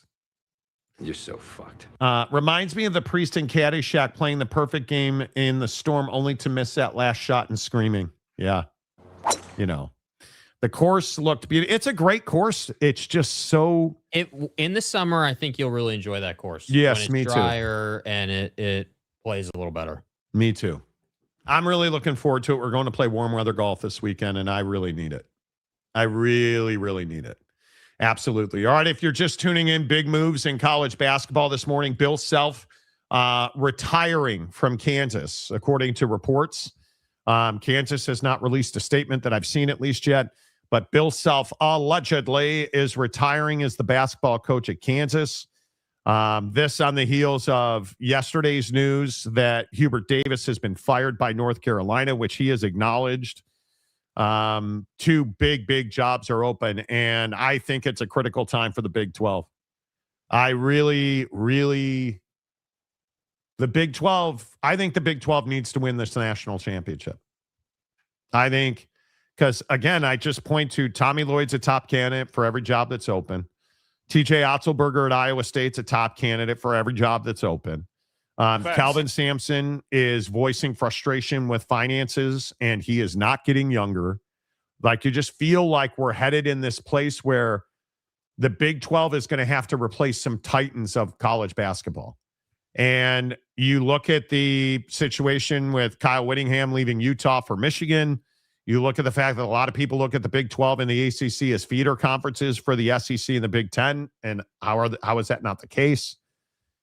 If a guy like Grant McCaslin or TJ Otzelberger winds up at Carolina, how can you make the argument that, you know, the big boys come calling and people leave the Big 12? And I understand it's Carolina. It's a huge job. Does Kansas have the same pull as Carolina? It probably does. Yeah. Probably Similar, does. for sure. So this is a huge deal. And this is a big deal. I wonder if UNC could lure someone like Will Hardy. Has he won anything? As a head coach, is that a guy you want? Like, isn't that a Kevin Young type hire? It is. I wouldn't hire Will Hardy, with all due respect. Hubie gone and self-retiring, big names for 2 big schools. Yeah. Hubert Davis says he wants to coach. Yeah, he said he wants to coach immediately. I'll take him in East Carolina. We would kill for a first-round tournament loss. We haven't made it since 93. Can he recruit? Not only that, can Hubert Davis recruit and develop talent? Because in their biggest moments, their systems went away. It's funny what happens when you get punched in the face. Like, again, I'll point to TCU versus Duke. You were feeling all high about yourself, right? You're feeling pretty good. And then Duke showed up and punched you in the face and you had no answer. Yeah. North Carolina, the same, right? You can't get run by VCU. You can't. Was really wanting Houston to win last year. Hard to make it back-to-back into the Natty, but that would be a good story. I got Arizona in it, though. I would agree, Mike. Houston's a good program right now. I don't think Will is a bad coach. He has been saddled with manufacturing losses with the Jazz. I don't think he's a bad coach. You just can't hire him for a big job because he hasn't proven himself at all. Punch didn't get punched in the face. He got elbowed in the face. Well, he's a little bitch about it, so he didn't get up, did he? Oh, my head hurts. Ask Puka about concussions. We'll have to talk about Puka Nakua in a few minutes. We'll definitely have to do that. Let me get to this. Let's get to football coaches saying stupid stuff. Speaking of TCU, did you guys see this with Sonny Dykes? I like Sonny Dykes a lot. Sonny, why are you talking about your former player? Stats are stats. And I think, you look for us, and I think Josh started 31 games here as a quarterback, and he turned the ball over 42 times in those 31 starts. What? We or he? So now it's you were so upset Josh Hoover left. And now he's a bad quarterback. But if he had stayed, we're just working on the turnovers. He's really good. He can help. Dude, again, let me help you, dude. Bro, TCU and K-State need to stop allowing their guys to go to Ohio State. How about that? How about you actually develop players and develop quarterbacks so that they don't want to leave for Ohio State? I know it's rocket science, dude. I know that it's really, complicated to understand. But maybe when, Josh Hoover's playing for a national championship in, January, maybe you'll think twice about these comments, dude. Like, come on, man. Be better. Or don't fire Gary Patterson so quick. Idiots. This is a really bad look. This is a really bad look. And again, I like Sonny Dykes a lot. Spike Dykes' kid is a good dude. This is a bad look. This is Mark Harlan talking about a kid going to Michigan. This is... Yep. You should have fired Sonny Dykes. And he's proving that every time he speaks, apparently. And it's why TCU is not a good athletic department. Because they're not willing to do what has to be done to win games. Yeah. And you didn't fire Sonny Dykes, much like, the Wolf of Waco didn't get fired at Baylor, because you didn't believe you could hire somebody better. Because you're not, like right now, if you fired Sonny Dykes, is that one of the top open jobs in a coaching cycle? It's not. No. The Wolf of Wall Street. It's not. If all things are equal and this past year TCU's job was open, it's not even a top 5 job. It's not Penn State. It's not Michigan. Right? Like, you're not competing at that level. Notre Dame calls you and you're at TCU, you're going. Anybody calls you. I mean, I just don't... Beyond the fact I'm choking on a D here, I just don't understand why Sonny Dykes is talking about Josh Hoover. What is Josh Hoover got to do with anything in Fort Worth? It's just a bad look. Yeah, it is just a bad look. It's you making excuses and trying to talk about the past when you should be talking about the future. You should be pushing forward, move forward. Hey, yeah, I wish Josh the best, but I'm focused on the players that are here now. Like, this is not, like, again, I'm just going to keep saying it. Maybe this is my die on the hill moment, dude. These coaches make it so much harder than it needs to be, bro. Like, the blueprint for every answer to every question has already been laid out. Well, what happened with Josh Hoover? Yeah, you know what, man? Like, with all due respect to that process, like, I'm focused on the players that are here now. Wish Josh the best, but, I'm really focused on these guys. Like, it's not that hard, dude. Why are you talking about former players who aren't with your program? Why are you why do you want to continue to talk about an ass season that you had last year? Why do you want to continue to talk about all this thing? This is my Kelvin Sampson thing, dude, yesterday. Like, I did this short on it, like, where I'm like, dude, like, let's stop bitching about being poor and let's start saying, like, yeah, dude, we do need to make more money, but we need to work together better to figure out those solutions, because that's what's holding us back, right? Like, obviously, we need to, like, we need to get our donor base to open their pocketbooks a little more, so that we can compete. Instead of saying, yeah, we're poor when we get here, poor, and like, okay, dude, like, Yeah. like, what are we doing, man? Like, be better. Yeah, I don't know what we're doing. This is really bad. Rock and Rant says, not sure where the Bill self-info is coming from. Only one Twitter account is posting it, and it's getting well, I don't see a community note on it. Nobody else is confirming it legit or other than Reinhardt's account. Well, okay, maybe he's wrong and he's misreporting it, bro. But I would be a little surprised by that. I'd be surprised by that as well. So we'll see. It doesn't have a community note on it, by the way. No, it doesn't have a community note on it. But whatever. Okay, let's say he's wrong. We'll tell you when that comes out that Bill Self is not retiring. So maybe he's wrong. I don't know. He would not talk about Hoover like that if he was wearing a suit and a tie during the interview. I agree. We got to get Sonny Dykes on the sideline wearing a suit and a tie. Right, Jake? Oh, football's different, bro. Oh, okay. Okay. So football coaches can wear quarter zips and tech pants. Correct. Okay, good.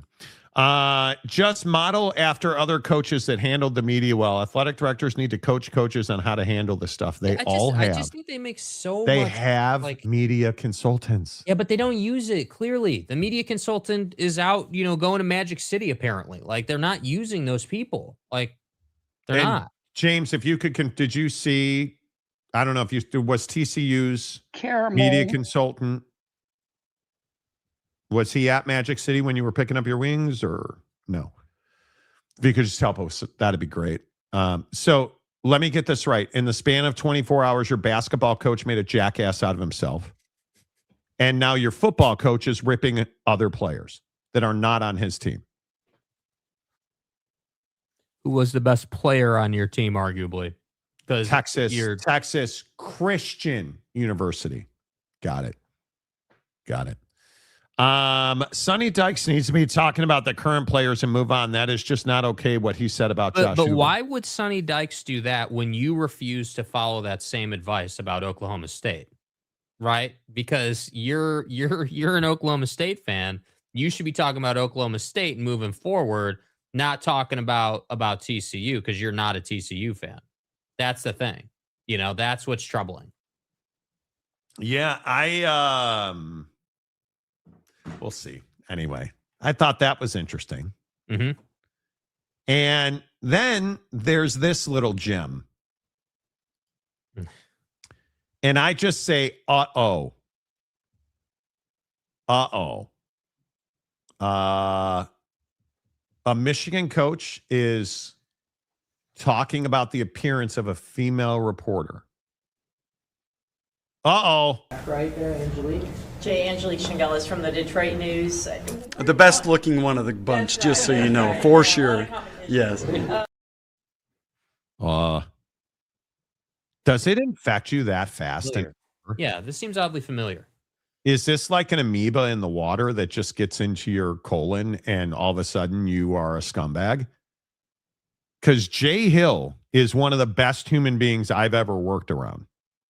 That is a dude that is as good as they get. Nice guy, ethical guy, cares about other human beings. good dude. Who's better than this? Right there, Angelique. Angelique Shingelis from the Detroit News. The best looking one of the bunch, just so you know, for sure. Yes. And Michigan scumbag is saying, well, Monty, he was in a room full of men with one woman reporter. What was he supposed to do? How about we don't comment on her looks? How about is he commenting on the men's looks? No. He's commenting on her looks because she's a woman. And he finds her attractive.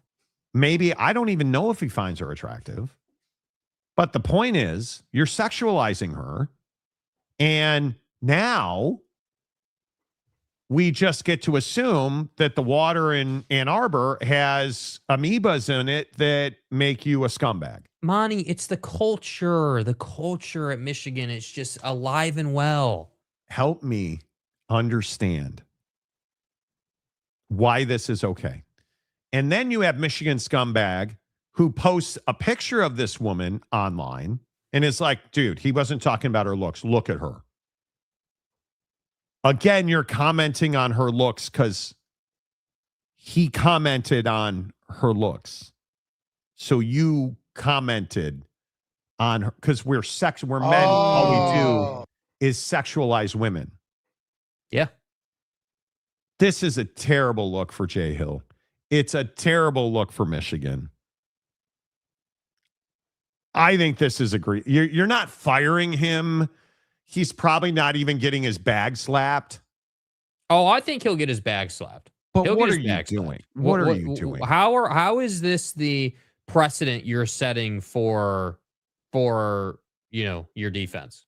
You're the defensive coordinator at Michigan, and really the first major time we see you, this is what we get. I mean, I don't get it, dude. Again, let me say it again. Let me run it back for the millionth time. How hard is this?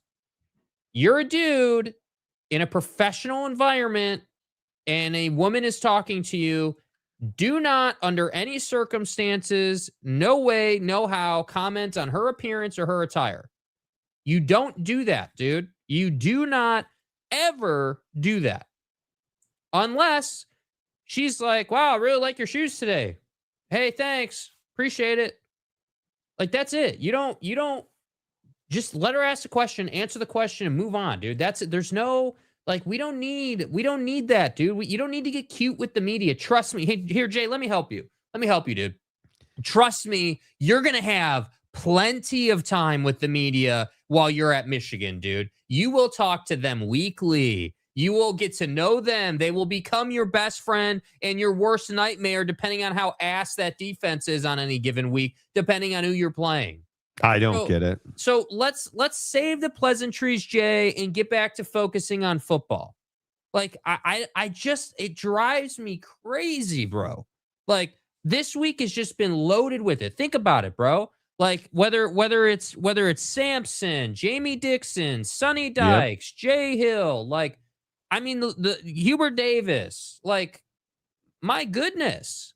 Like, what are these dudes doing? I don't get it at all. And I want to. I want to understand it. I don't understand it. I truly and honestly do not understand how you show up at Michigan and you turn into a scumbag. And much to Rock's point, how does Jay Hill not know not to do that at Michigan after why he's there to begin with? Because this is who Butter Knives was. Right? Like, hello. Wait, let me get this right. The former head coach at Michigan was fired for an alleged inappropriate relationship that ended with him being arrested for home invasion of his female assistant, allegedly, with butter knives. Right? No, James, it doesn't sound like he's kissing up. Oh, my God. No, it sounds like he's sexually harassing her. That's what it sounds like. That's called sexual harassment. That's called hostile work environment. And it is the culture at Michigan. The culture is strong in Michigan, dude. That's exactly my point, dude. That's exactly what I'm saying, bro. It's the water. Yes, more issues of inappropriate things at Michigan. What a shocker. If you took the job, if you take any job in the state of Michigan, Michigan State, Central Michigan, do you not have a steadfast, do you not have a placard? No, you don't. Office, dude, that says we are not commenting on women. We are not spending time with women that we work with outside of the facility or outside of any official work capacity event. Like, we're not doing that, dude. You are not to communicate with these people on personal devices. You are only to communicate with these people in a business fashion. That's it. This is not difficult to understand. I've worked in offices for years. I've worked in bad ones and good ones, and the rule is undefeated, dude. And it is the great equalizer for men in the office, dude. The bros that want to walk up to women in the office and say, "Oh, wow, you look great today," and do that whole thing. You're not long, dude. You are not long. You are going to be out of that job before too long. And I'm just telling you, at some point, this can't. I doubt we won't. Jay's not going to apologize for this. I doubt we'll hear about it again. But this cannot continue to be a thing under Witt. This can't continue to be a thing, dude. That needs to be. We're focused on football. This is what we're doing. This is where we are. What do you want to bet? And I'm happy to get after it. But what do you want to bet that Buddy is 100% going to call that reporter and apologize if he hasn't already? Yeah, probably. Because I'm gonna guess that he has. That'd be my best guess. Because you just don't do this. Yeah, I mean, if you said, well, hey, do you think Jay Hill had ill will in his heart or was trying to do something inappropriate? No. Do I think he's a bad dude? No, I don't. No. Do I think that he just instantly one day woke up and was just a complete bag? No, I don't. I think Jay Hill, generally speaking, is a good dude. Yes. But this is what I always try to tell Utah fans and BYU fans and football fans in the state of Utah. You don't go from the small stature of football in the state of Utah to Michigan and do the same things you did. When you're doing media at Michigan or Texas or any of these super, super high profile jobs, you cannot do that, dude. It's just not. I guess I'm just surprised by it, and it turns me up because I'm disappointed that Jay Hill needs to be told this. You've been around the block, bro. And I think, better. Eric, I think you're correct. I think he was probably just trying to have a laugh. And yet it's still so unbelievably inappropriate. Why are we having a laugh at her physical appearance? Yeah. You're being stupid. Yeah. Mike Smith, I just cannot get outraged by that simple statement. Sorry, not sorry. And you don't have to be sorry. Yeah, you don't have to be sorry. That's totally fine. The proper football coach uniform is a collared shirt, tie, and sleeveless sweater, and a sweet, sweet cookie duster. Ryan Day, bro. No. Mike Ditka. Right. Ryan Day's rocked the sweater, though. Jake. Okay. I'm not an old head. Sorry, guys. Sorry, Brandon, Monty. Sorry, dude. I wasn't alive to watch, to watch you Ditka understand on the sideline, dude. You understand that we're going to be sharing a condo, right? Yeah, I know. You're going to be sleeping in the same... With the door locked. You probably should. Because I will take a 7-iron to that groin. Yeah, I know, dude. I know, dude. I'm telling, it's Ditka. It's not Ryan. With all due respect to Coach, it's Ditka. Right. Fucking Ditka. I mistimed the beep. Ditka, Coach. Yeah, because Ward Manuel is going to scold him. No, but Kyle Whittingham will. It's Michigan new DEI program. Dude, ew, ick. Exactly. Exactly. Yes. Let's see. Michigan, Tom, Michigan State has a history too. They do, but I'm not talking about Michigan State. I'm talking about Michigan. It's Joe Biden's fault. Joe Biden. I agree with Delaric. Everything just backfired on him. Jay's a good dude. Jay Hill is the best dude, but this isn't it. No. This isn't it. Come on, man. Randy Riding, I retired as a unit business manager. I spent many hours in HR meetings trying to defend members for similar comments. It's called sexual harassment. Yes, it is. It is what it is, right? Even if it was meant as an innocuous comment, in the modern age, you can't go there at all. Being an older dude, it's hard. It's a hard thing to adjust to. That's an excuse. And I don't even think it's an excuse. What I would say is, at Michigan, you can't go there. The head coach was accused of home invasion, breaking into his assistant's home, who he was alleged to be sharing bodily fluids with. The impropriety is such as, and like in the Iraq, that you just can't do that, bro. You can't do that. Right? You just, Iraq. You can't do that. I do think he should get in trouble for belting the appearance of a male reporter in the room, for belittling the appearance of male reporters in the room. How insensitive. Oh boy, here we go. Mike, don't start cleaning the coal this morning, please. Now, that being said, oh boy, if the reporter wasn't offended, why are we being outraged for her? I'm not being outraged for her. No, it's not, dude. No, you're missing this, bro. So you're missing the point on this. It doesn't matter if she's outraged per se, right? What matters is, again, level of professionalism, how you do things, right? When it's you're Michigan. at Michigan and Butter Knives did his whole insemination thing. I just can't believe it, dude. It's and an assistant coach was just accused of SA, and then the head coach's response to the SA was, well, yeah, if you could come over here, I need to get sucked right now. He said that to the assistant coach's victim, who was like, hey, dude, your assistant coach SA'd me. Cool. Can you come over here and get me off, please? Thanks. Allegedly. Like, are you out of your mind? Yeah, sure. Comment on her physical appearance. That makes sense. Bro. Yeah, dude. Really smart. He's kissing up to her. She's 61. Who cares how old she is? Why? He's the defensive coordinator at Michigan. James. He doesn't need to kiss up to the media. Like, you're James.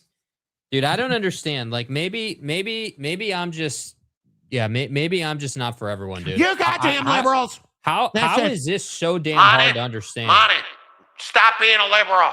Women, get your asses in the kitchen, boy. I mean, how is this so difficult to understand, dude? How is it that we've got people being like, well, why would we be outraged for her if she's not outraged for herself? Like, he's just kissing up to her. What's the big deal, Monty? What do She's you mean, 61 what's years the big old. deal, dude? What do Look you at this picture. She's like, not hot. Look at this picture of her. Who cares what she looks like? Who cares how old she is? She deserves to be able to go to a workplace and not have her looks commented on. Right. And this is the problem. See, James, this is what I'm talking about, dude. It doesn't matter what his motives were. Optics are everything, dude. I could give a damn about what his motives are. With all due respect to you, dude. But Jake, here in the rectory, intent is 9/10 of the law. We don't take any shit. But James, didn't you mean possession? Well, he was in possession of his own intentions. Now listen. If intent is 9/10 of the law, what the hell were you doing at Magic City? I mean, come on. Legitimately, dude. Come on. Jay Hill is a good dude. His wife is incredible. Totally agree, Brandon Butler. Yeah, maybe you should comment on his wife's looks then. You know? Yeah. I mean, it's what not Oak State that hard. James does. Yeah. You know, too much nonsense going on over there. And that's the thing. You can't do it mainly because, look, was it innocuous? Was it innocent? It doesn't matter. You can't say it. I'm shocked that a dude wearing a Michigan Block M would get anywhere near sexual harassment. Under Kyle Whittingham. Would get anywhere near. This never happens. Because it's illegal. Never mind. I know. DEI. Speaking of dating and DEI in Utah. Hey AJ, how's the dating scene? You stocking up for future generations or anything? How the ladies treating you? Right now, it's a little rough. It's It's a little rough for our organization. Okay. You know what I'm saying? So I'm the GM. Rebuild. I'm in full rebuild mode. I'm actually tanking right now. So He's taking for himself. So there was a, player that came out of college. Okay. This one player. Okay. Went to a big time school. Came from a big time school. Okay. So they wanted to check out the facility. So I brought him to work out, and the signs were there. Signs were there, but but you just know, like, when you're building a franchise player, there's some things that they can't not have. Yeah. And I was looking at those signs, and the cons just outweigh the pros. So right now, I mean, they're still on the team. Okay.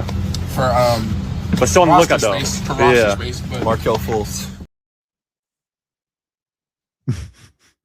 Markelle Fultz catching a stray at the end of the video is the best part of it. Is it lost on anyone that Bro's season's been over for like 3 seconds and he's already moved on to having sex because he he's is at ready. BYU?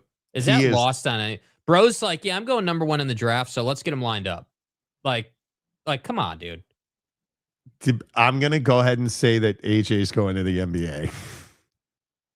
Right? Like he's done with BYU basketball, on to the hose. I give him credit. As a BYU student, he lived up to the honor code. Now it's time to move on. Yeah. Now it's time to go be ass in the NBA for a terrible organization and have fun off the floor like they all do. AJ didn't need any distractions. One less thing to worry about. He's going to get plenty of attention next year. Yes, he will. Yes, he will. The question is, does he go the Zion Williamson route?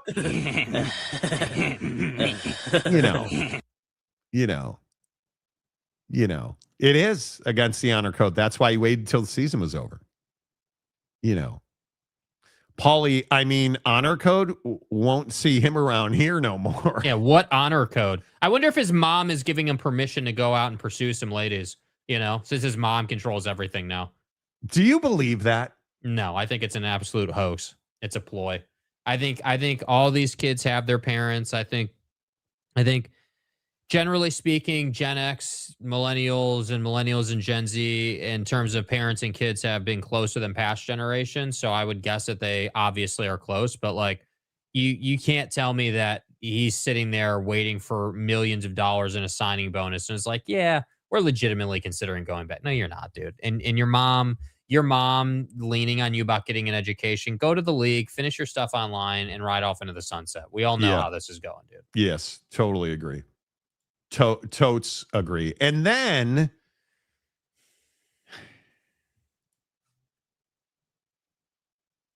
for your pleasure, can we edit the headline? How much of a bag is Puka Nacua? Okay, so Puka Nacua. This is the guy who says, I'll just let him. Here's Puka Nacua talking about concussion. I also believe that concussions are all in your head. You just can't think about it. Seriously? So concussions aren't real, it's all in your head?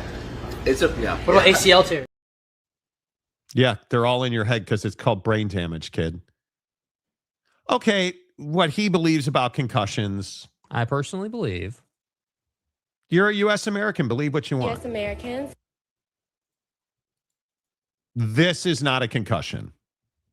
This is a bite mark that a woman claims Puka Nacua left on her shoulder after he went on a tirade about Jewish people, allegedly. Iraq. Now, I want to make sure we get this correct. Puka Nacua has come out through his attorneys and completely denied this. The problem is, on the anti-Semitic part, this is not his first foray into saying bad things about Jewish people. This is not his first accusation. And this woman claims that he bit her so hard he left a full bite imprint on her shoulder. This is scary. We've seen this movie before, you guys. And I know that nobody wants to talk about it and we're just being obtuse and you guys are soft. Okay. I am concerned about Puka Nacua. I am really concerned about Puka Nacua. And I think we all should be. Because these things generally don't slow down. These things generally accelerate. And we are seeing now where it goes from, hey, I just say stupid shit, to, oh, look at this bite impression of Puka Nacua on this woman's shoulder, allegedly. Like, what's your level of concern for Puka Nacua, Jake? Yeah, I mean, I think that he's going the wrong direction. I think that Puka Nacua is at risk of falling and falling far. And I think that this is a guy who was a franchise guy at one point. Yep. He's not that guy. He's the best receiver in the NFL. Not when you're rocking this stuff off the field. I can't agree with that. I think that people are, it's when you do it once, it's an accident. When you do it 3-4 times, it's not an accident. It's a trend. It becomes who you are. So yeah. I don't disagree. I'm not football for me with this guy no longer is the priority. I don't really care what he thinks about CT. It doesn't matter. I disagree, but it's not really consequential to this. What matters is that this guy is saying this stuff and continues to think it's a good idea to go on Aiden Ross's stream and Neon's stream, these guys who are viral streamers, and say dumb things and think it's no big deal because he's in the NFL and he's can't be touched. And it's like, dude, you haven't learned your lesson. And I'm just off the train. I'm not going to support guys who say this stuff and who I don't care how good you are. And it's really unfortunate because he is very good, but I'm not going to be like, oh yeah, man, look at how good he is. Never mind what's off the field. This is my point about Holloway at Alabama. I can't just ignore what you're doing off the field, dude. Yep. And the Nate Oates portion of it, okay, we can argue about that, but at a minimum, you're not doing what you should be doing. And that's why I continue to say, give guys like LeBron credit. Give guys like, guys who don't get in trouble off the field for their careers, give them credit, dude. You are disciplined and you have a process and you stayed out of trouble. Thus, you made a ton of money for the next 5 generations of your family, probably, or more. And you're in a great place. Like, why do we make this harder than it needs to be? So this woman tells TMZ, or TMZ's reporting, that on December 31st, and this is all part of a restraining order application. On December 31st, there was a big group that went out, including this woman and Puka Nacua in Century City, which is Los Angeles. The night got off to a rocky start after Nacua said a heinous thing about Jewish people during dinner. The woman says the remark was just the first act in what became an escalating course of rude, vulgar, threatening, violent, and harassing conduct, end quote. After dinner, the woman says she and her friend, along with Puka and others, got into a Sprinter van, and Puka became, quote unquote, touchy-feely. She says out of nowhere, Puka dropped his head into her girlfriend's lap and crotch area and bit her thumb so forcefully she screamed in pain before turning to her and biting her left shoulder, breaking the skin, leaving a circular implant of his teeth. All of this included in her restraining order application. She claims the story doesn't end there. In March 2026, she says a mediation conference was convened where attorneys for both sides, along with crisis PR teams, were set to discuss what allegedly went down months earlier. The woman says Nacua's team threatened to contact TMZ and other press and media outlets and to disseminate false, inaccurate, or deliberately exaggerated public statements about what happened on December 31st, New Year's Eve. The woman's attorney says the whole claim is nothing more than a shakedown, or Nacua's attorney says the whole claim is nothing more than a shakedown.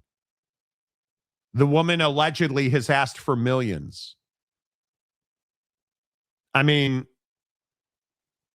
a judge in LA denied the woman's request for the restraining order, at least for the time being. So the judge disagreed. There is a hearing scheduled for April 14th.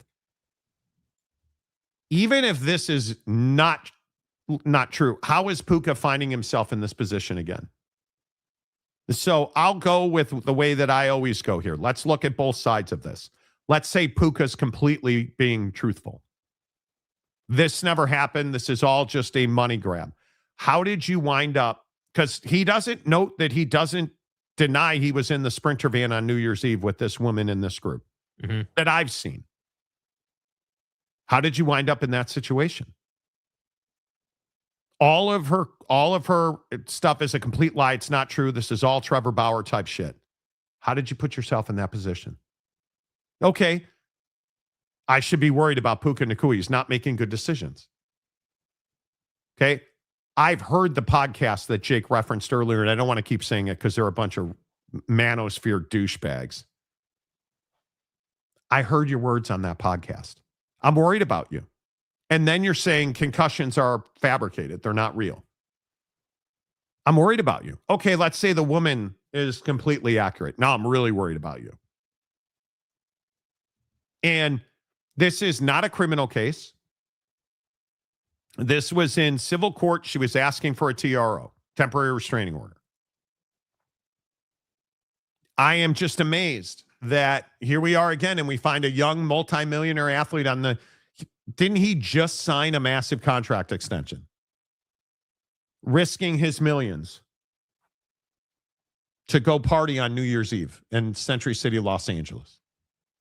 Am I making too much of this? Nope. You're again putting yourself in position to lose everything that you've worked for. And I just don't understand. I don't understand how this is possible. Oh, I'm sorry. I apologize. He has not signed a contract extension, and the negotiations are expected to, quote, take a while. So this is all coming out while you're trying to negotiate a massive contract extension with the Rams. Crazy. What in the freakiness was Puka thinking? Too much corn in the brain or something? Jesus Christ, dude needs to get his mind straight. Again, innocent until proven liable, but how does this stuff even happen? Exactly my point. Exactly my point. And I just... It really worries me. Really, really worries me. And I look at BYU, and I'm not trying to draw the parallel, but how can you not? Jake Retzloff, Parker Kingston, and Puka Nacua. Those are three of the biggest names in the recent times at BYU, all finding themselves in jackpots. And I'm not even here to adjudicate innocence or guilt. I'm here to talk about stupid decisions. Because again, and I love Jake Retzloff, I believe he got taken advantage of. He's complicit in that taking advantage of. His decisions and actions. Parker Kingston, let's assume this is all completely false as he claims. What were you doing in this woman's house? If you're Puka Nacua, what were you doing in that Sprinter van on New Year's Eve? You clearly couldn't trust these people if we are to assume you're innocent.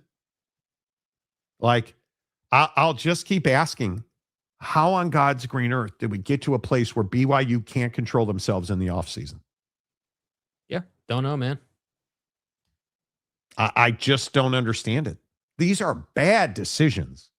That's what this is. And I don't care. You agreed to abide by the honor code. Is it really hard to do that? Yes.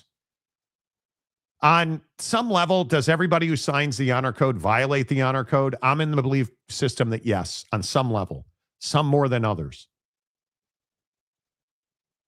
But again, I'm just going to say you signed a commitment to live a chaste lifestyle. And Jake Retzloff and Parker Kingston clearly did not abide by that, in my opinion. And now I look at this Puka Nacua situation. Like, how many times are we going to find this kid stepping in a jackpot? And he's managed to avoid it.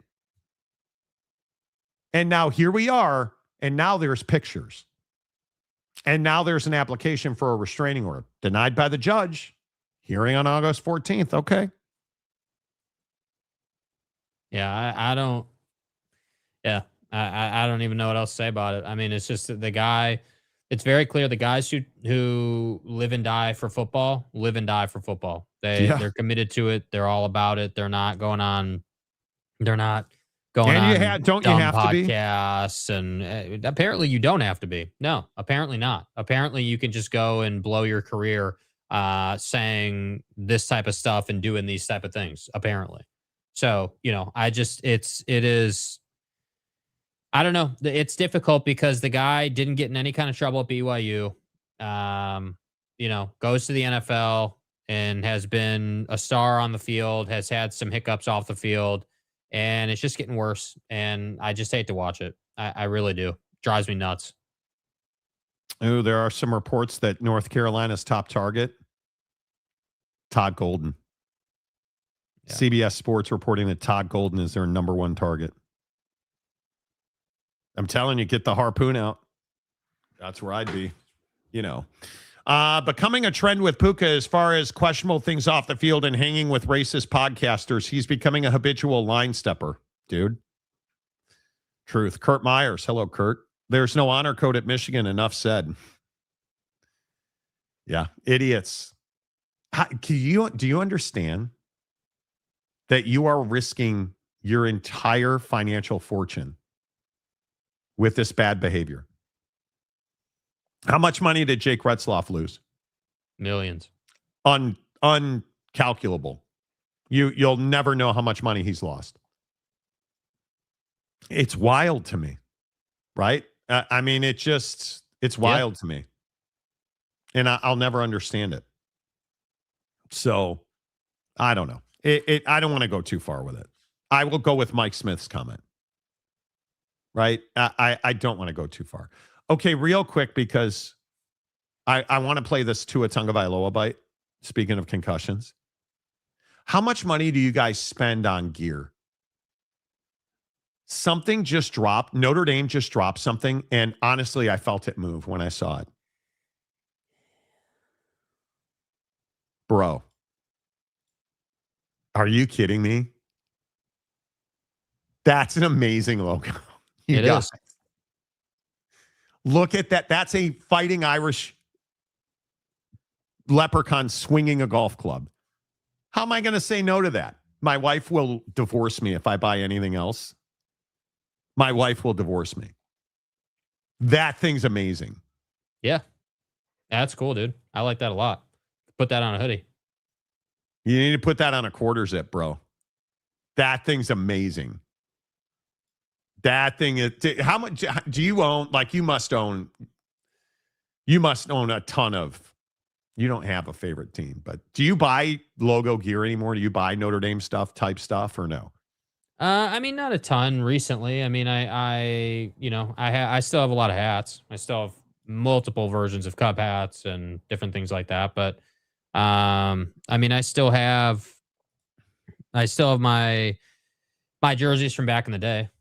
Still got the Lincecum jersey, Jeter jersey. Like, I still got a couple of jerseys, but I find myself investing in on-course apparel. That's what I'm investing in. On-course apparel that can double as work apparel. Golf shoes I really enjoy investing in. Like, we both have the turquoise, the white with the turquoise swoosh Scotties that I love. Probably at some point, not soon, we'll get another pair of Scotties. Really excited about this Jordan 1 to golf in that. That's a great shoe. I'll wear that shoe a ton after, golfing after we get back from the trip. But, that would be cool. I considered getting a Team USA hat. I looked at the Team USA hockey jerseys. But when do you wear a hockey jersey? My wife and I talked about this. I really wanted it. I wanted Team USA. Dude. You wear it. You can never go wrong wearing USA apparel, right? If you're going to wear a Team USA sweater, like, there's nothing wrong with that, dude. It's probably a better fit in the winter, like, God damn it. It's Under Armour. I'm looking at it. Mm-hmm. It's Under Armour. Oh, they're an Under Armour school. Yeah. I hate Under Armour so much. I don't hate all of Under Armour. I hate a lot of it, but Well, it's not even that expensive. It's $56 for a performance hoodie. Okay. Leprechaun tech stretch long sleeve Under Armour. But it's Under Armour. God. I don't know. We'll see. Well, I hate Under Armour. I don't even like Rhoback that much. Rhoback's a huge golf brand. I have 2 teenage daughters. I don't get to have anything for myself. Exactly. Yeah. It is sick. All right. God. Okay, can we get a picture of the whatever you're looking at? Like what are you looking at? What item you mean what Yeah. item am I looking Yeah. at? Hold on. Hang on. Yes, you can. I'm looking at, and I'm going to try and zoom in on it so you guys can see it. Let me do this real quick. Same thing. Okay, I did order it. What? Nothing. I ordered the Notre Dame golf. My wife is standing right here. I ordered the blue performance hoodie. I'll call my attorney. I love you. It's been fun. Anyway,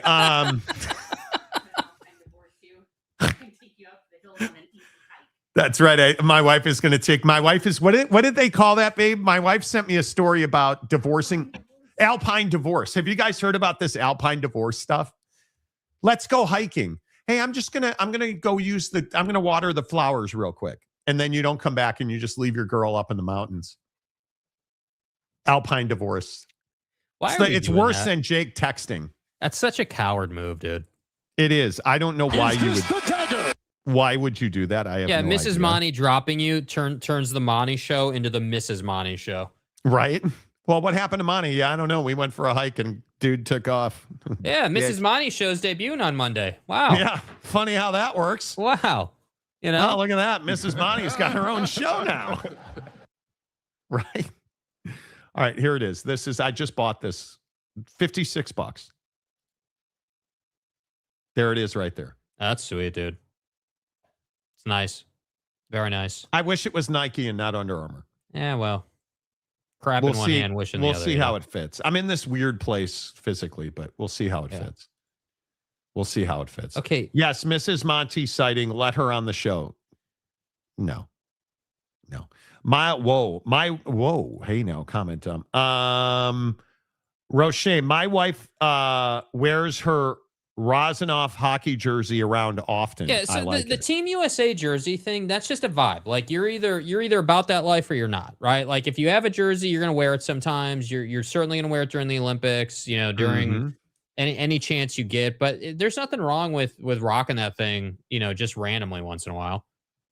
Yeah, I would agree. You can wear a hockey jersey to any event, any sporting event. Hockey jersey is good to wear at a sporting event or going to the sports bar. Okay. Yeah. I don't like hockey, but hockey jerseys are just so badass. My Blackhawk one, my wife got me a Stan Mikita jersey many years ago that I still have. So Monty needs to get a Notre Dame hat with that golf logo on it. I don't have a Notre Dame hat. That's very true. That's true. Let's see.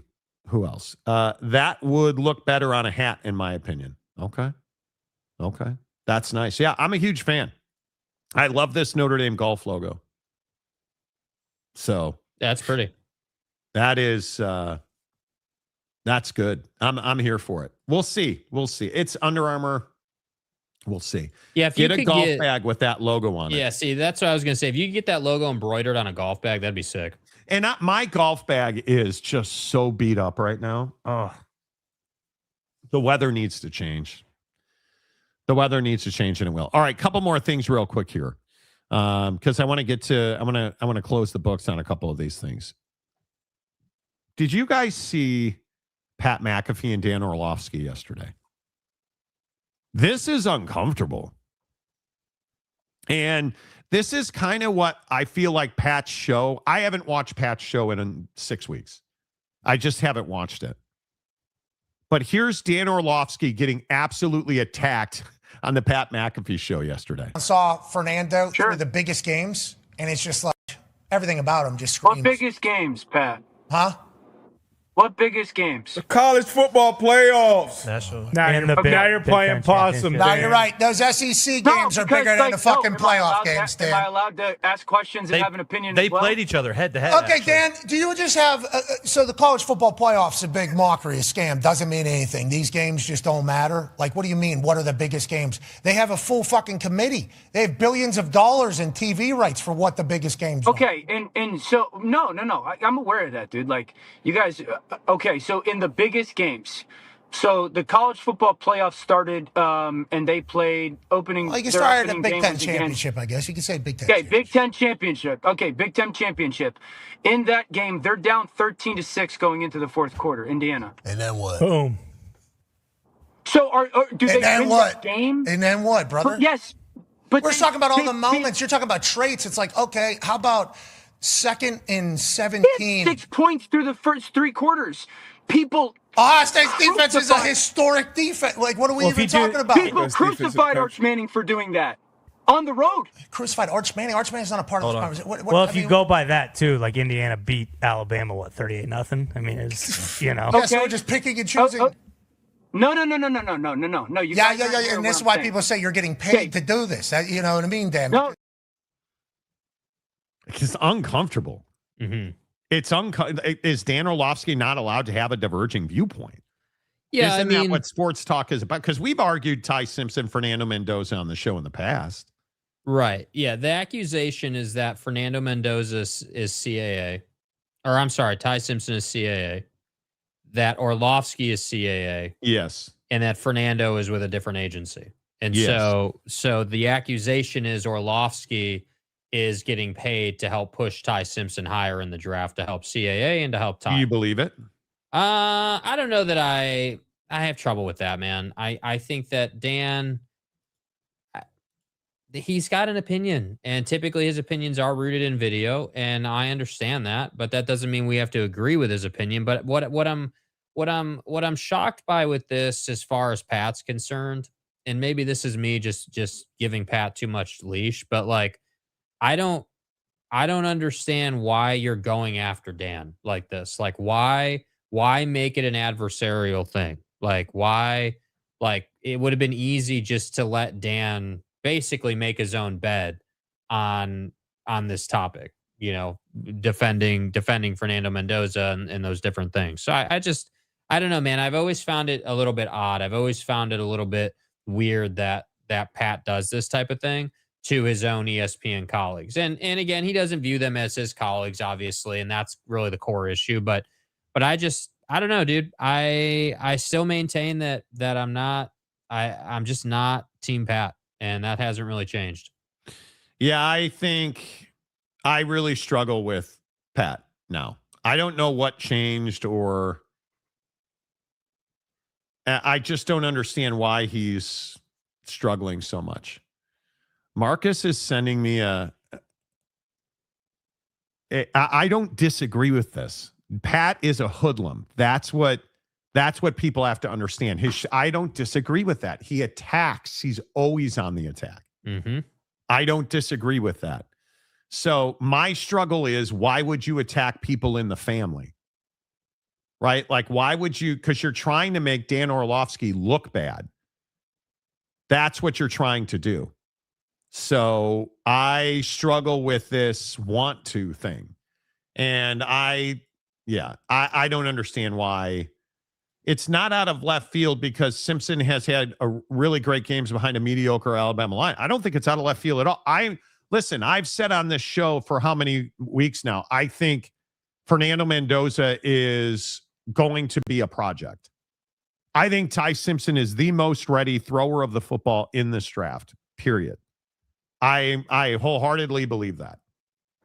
And I don't know, is Dan Orlovsky right or wrong? I don't know. I'm only pointing this clip out because I hate the way that Pat and his goons went after it. The conversation isn't about whether Dan is right or not. That's the thing. That's what Pat doesn't understand is that it's like, when you bring someone on who you know already just out the gate disagrees with your take, the point is to cultivate a conversation that has both sides to it and to create good content out of that. And that's the thing. But the problem is Pat makes it personal, and Pat is red ass about it, and it makes it uncomfortable. And the other thing that I don't like is his goons go after Dan as well, and it just becomes this big personal thing. And I guess I just feel like, one of the things that, like, this is something that I look at with our show all the time. One of the things that is different about our show is that obviously with us being in two different places, like that is a different setup than a single streamer just doing a show on their own and doing that, versus like two people in two different spots. And like, so it's a different vibe. And the thing that I don't understand about Pat is that like his show is uniquely set up with what they've done to just not be affiliated with anyone and just do what you do, right? Like if you've got this big ass following and everything, and like, you're doing what you're doing, like sometimes it's okay just to do the show. It doesn't always have to be like, oh man, we're the best show ever and we're perfect and we're like, we have to be on ESPN. I think that sometimes we as people suffer from that concept of like, we always got to be pushing forward. And I think Pat is suffering from that. Like sometimes it's okay to be like, yeah, dude, like we do a show and we do pretty good on YouTube. And, we made a ton of money in our footballing career and we make enough money to pay our people what they need to be paid. Like we're good. Like, let's just do the show and have fun with it. And I feel like they went sideways by going to ESPN. It's brought all this undue drama and again, I'm not defending Pat. I just think it's unnecessary for him to be going through it in his life. Yeah, it doesn't make any sense. Yeah, it's weird. It just doesn't make a lot of sense to me. That's where I agree with you. Two part ways. Is anyone going to be surprised when eventually Pat's not on ESPN anymore? Like that's not going to. I mean, I'm just not going to be surprised when that day comes. Yeah, he is the only quarterback in the conversation about quarterbacks. Pat is Pat, whether you like him or not fake like some. I agree. That's part of his appeal is he's very genuine. I guess I don't know that I can agree with that, dude. I don't know that I feel like Pat's genuine. That's part of the issue. Pat's the biggest ass kisser I've ever seen. Like you have your guests on and you want to just allow Aaron Rodgers to spew lie after lie and nonsense after nonsense. And then Dan comes on and all of a sudden you're an expert on the quarterback position because what, you were a punter? Like, I don't even think I don't care that you have an opinion on something. I just don't like the fact that he attacked his own dude. But that's the problem. That's my point. He doesn't have an opinion that's based in information or fact on quarterbacks. He's just simply saying, hey, well, Fernando has a clutch gene and Fernando did this and that. Dan's talking about like specific plays and numbers and like I would agree with that. Yeah. Schools of thought. And that's why I say like I guess I do disagree. I don't think that he's genuine. I think that Pat is just after trying to have the biggest names on and it's just an act. It's why he does WWE. It's why he does the different things that he does just so he can try to be the center of the room. Well, and I think this take by Delaric rings true because it'll be interesting to see how long his ratings can stay. Could they fluctuate? There's no, but again, I mean, during the football season, you have a ton more viewers on our show. That's clearly how it works, right? Yeah. The Bashir, I agree with Jake regarding Pat. None of that act that he does is authentic. Yeah. Yeah. And then can we talk about, before we leave for the week, we got to talk about In-N-Out. Listen, I'm fat. I want everybody to know that I'm chubby, fat, thick, husky. Throw the verbiage out. Let's go. Right? Like lard ass, tubby, you know, all that. Yeah. Cover me in ghee and let's do a rotisserie thing. I'm all for that. All right. I'm here for it. I'm a man. I am under no circumstance eating melted cheese wrapped in lettuce without burger patties from In-N-Out. No. Why you know do what? we do this? Yeah, why do we do this? Like, so you guys know the secret menu at In-N-Out. It now has a protein style grilled cheese sandwich, which consists of grilled cheese, tomatoes, wrapped in lettuce. Don't forget the onion. And you can add onions. So it's basically melted American cheese with tomatoes and onions wrapped in lettuce. And they're selling you that as a grilled cheese sandwich protein style. What is wrong with you? What is it? Who hurt you? And how deep is the pain that you have to get a grilled cheese that's not a grilled cheese from In-N-Out? Why did you go to a burger joint and get a lettuce-based grilled cheese? Can I just ask that question? Doesn't have a burger, doesn't have bread. Like, is it one of these things where you're just a disgusting human being? Yes. And you need to feel dirty? This is what Jamie Dixon has for lunch. Who are you, Jay Hill? Is that what this is? Jay Hill's order at In-N-Out?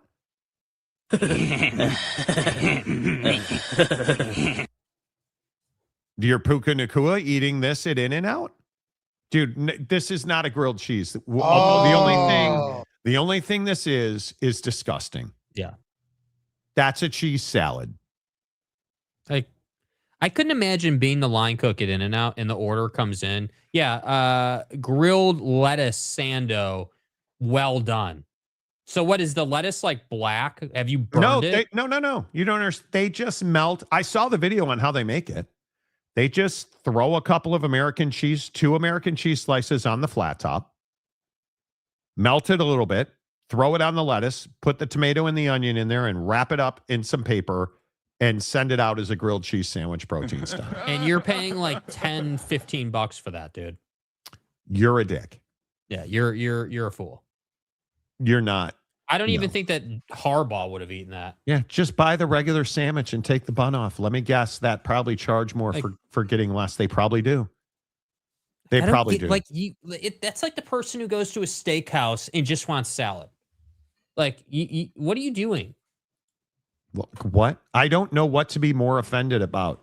In-N-Out selling it, or someone actually eating it. Yeah, right? Like, you're a scumbag.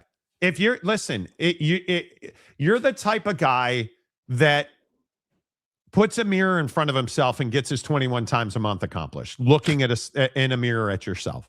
You're the guy that'll put a mirror on the floor and just try to see what it looks like down there. Right. You're the guy that's getting that grilled cheese sandwich. Right. Grilled cheese. You're a scumbag. The shot didn't go in with that one at In-N-Out. No, it did not. In-N-Out in American Fork has perma 20-car line. It's like the whole excitement is more about waiting in the line and not the food. The fries suck. Hold on. How did you just skip over this fumble by Welcome to the Nightmare, dude? That's not the verbiage. That is absolutely not the verbiage, dude. The shot didn't go in. That's not the verbiage, dude. Absolutely not. Paul didn't go in the hoop. Yeah, dude, get it right. If you're going to try to work that in, you got to get it right, dude. Ball didn't go in the hoop at In-N-Out. The drive-up lanes at In-N-Out are insane. Yeah, well. Cheese didn't go in the mouth. Paul Don't come around here every 2 years. The cheese didn't go in the mouth. Ball didn't go in the hoop. Oh, dude. Bro, you are a classic. Wow. You are a classic. A fool and his money are soon parted. You gotta have balls and say balls. Ball didn't go in the hoop. Like, I don't know who orders this. Yeah.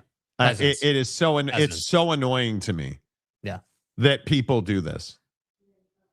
It's just so, like, what's your go-to fast food? I'm going to be honest with you guys and say lately, it's a double cheeseburger at Burger King.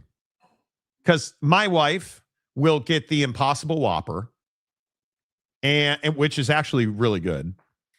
And then I'll get the double cheeseburger. Yeah. But that's about the extent of it. That's probably a monthly thing for us. Yeah, I haven't had a fast food burger in quite some time. I would say. Really? Yeah, I mean, well, one, there's not a ton of options here, but two, I can just make it better at home. My whole life is at home, dude. Like, I barely leave the house right now at this time in my life just because of my setup. So, like, Loser. 9 times out of 10, like, you're getting, in 24 hours we'll be on an airplane, right? Yeah. Oh, don't worry. I've already thought about it. I'm leaving the house at 3:30 tomorrow morning to make my 5:10 flight. So I'm aware. You're flying at 5:10 a.m.? Yeah, because I didn't want to get there at like 8 o'clock at night, and because of where I live, that was the best flight. Yeah. So yeah, I am, dude. So what time Eugene to Sacramento, Sacramento to Long Beach. Come on. Yep. You got to make a. Yep.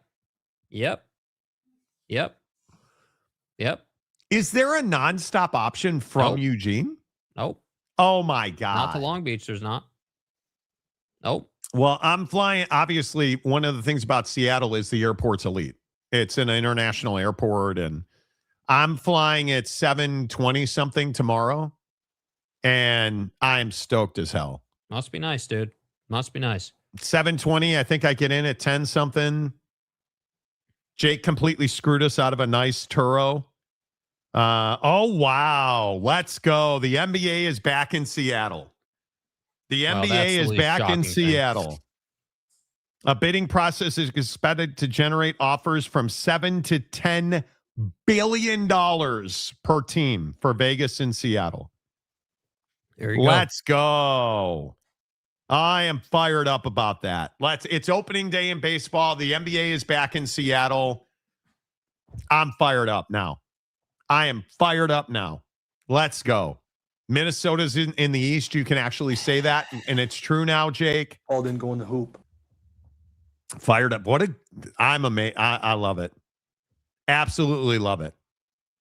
I hope you don't have to run into all the TSA nonsense going into some airport. Don't even worry. I'm not even confident there's going to be another soul at the Eugene airport when I roll up tomorrow morning. Not confident at all in that.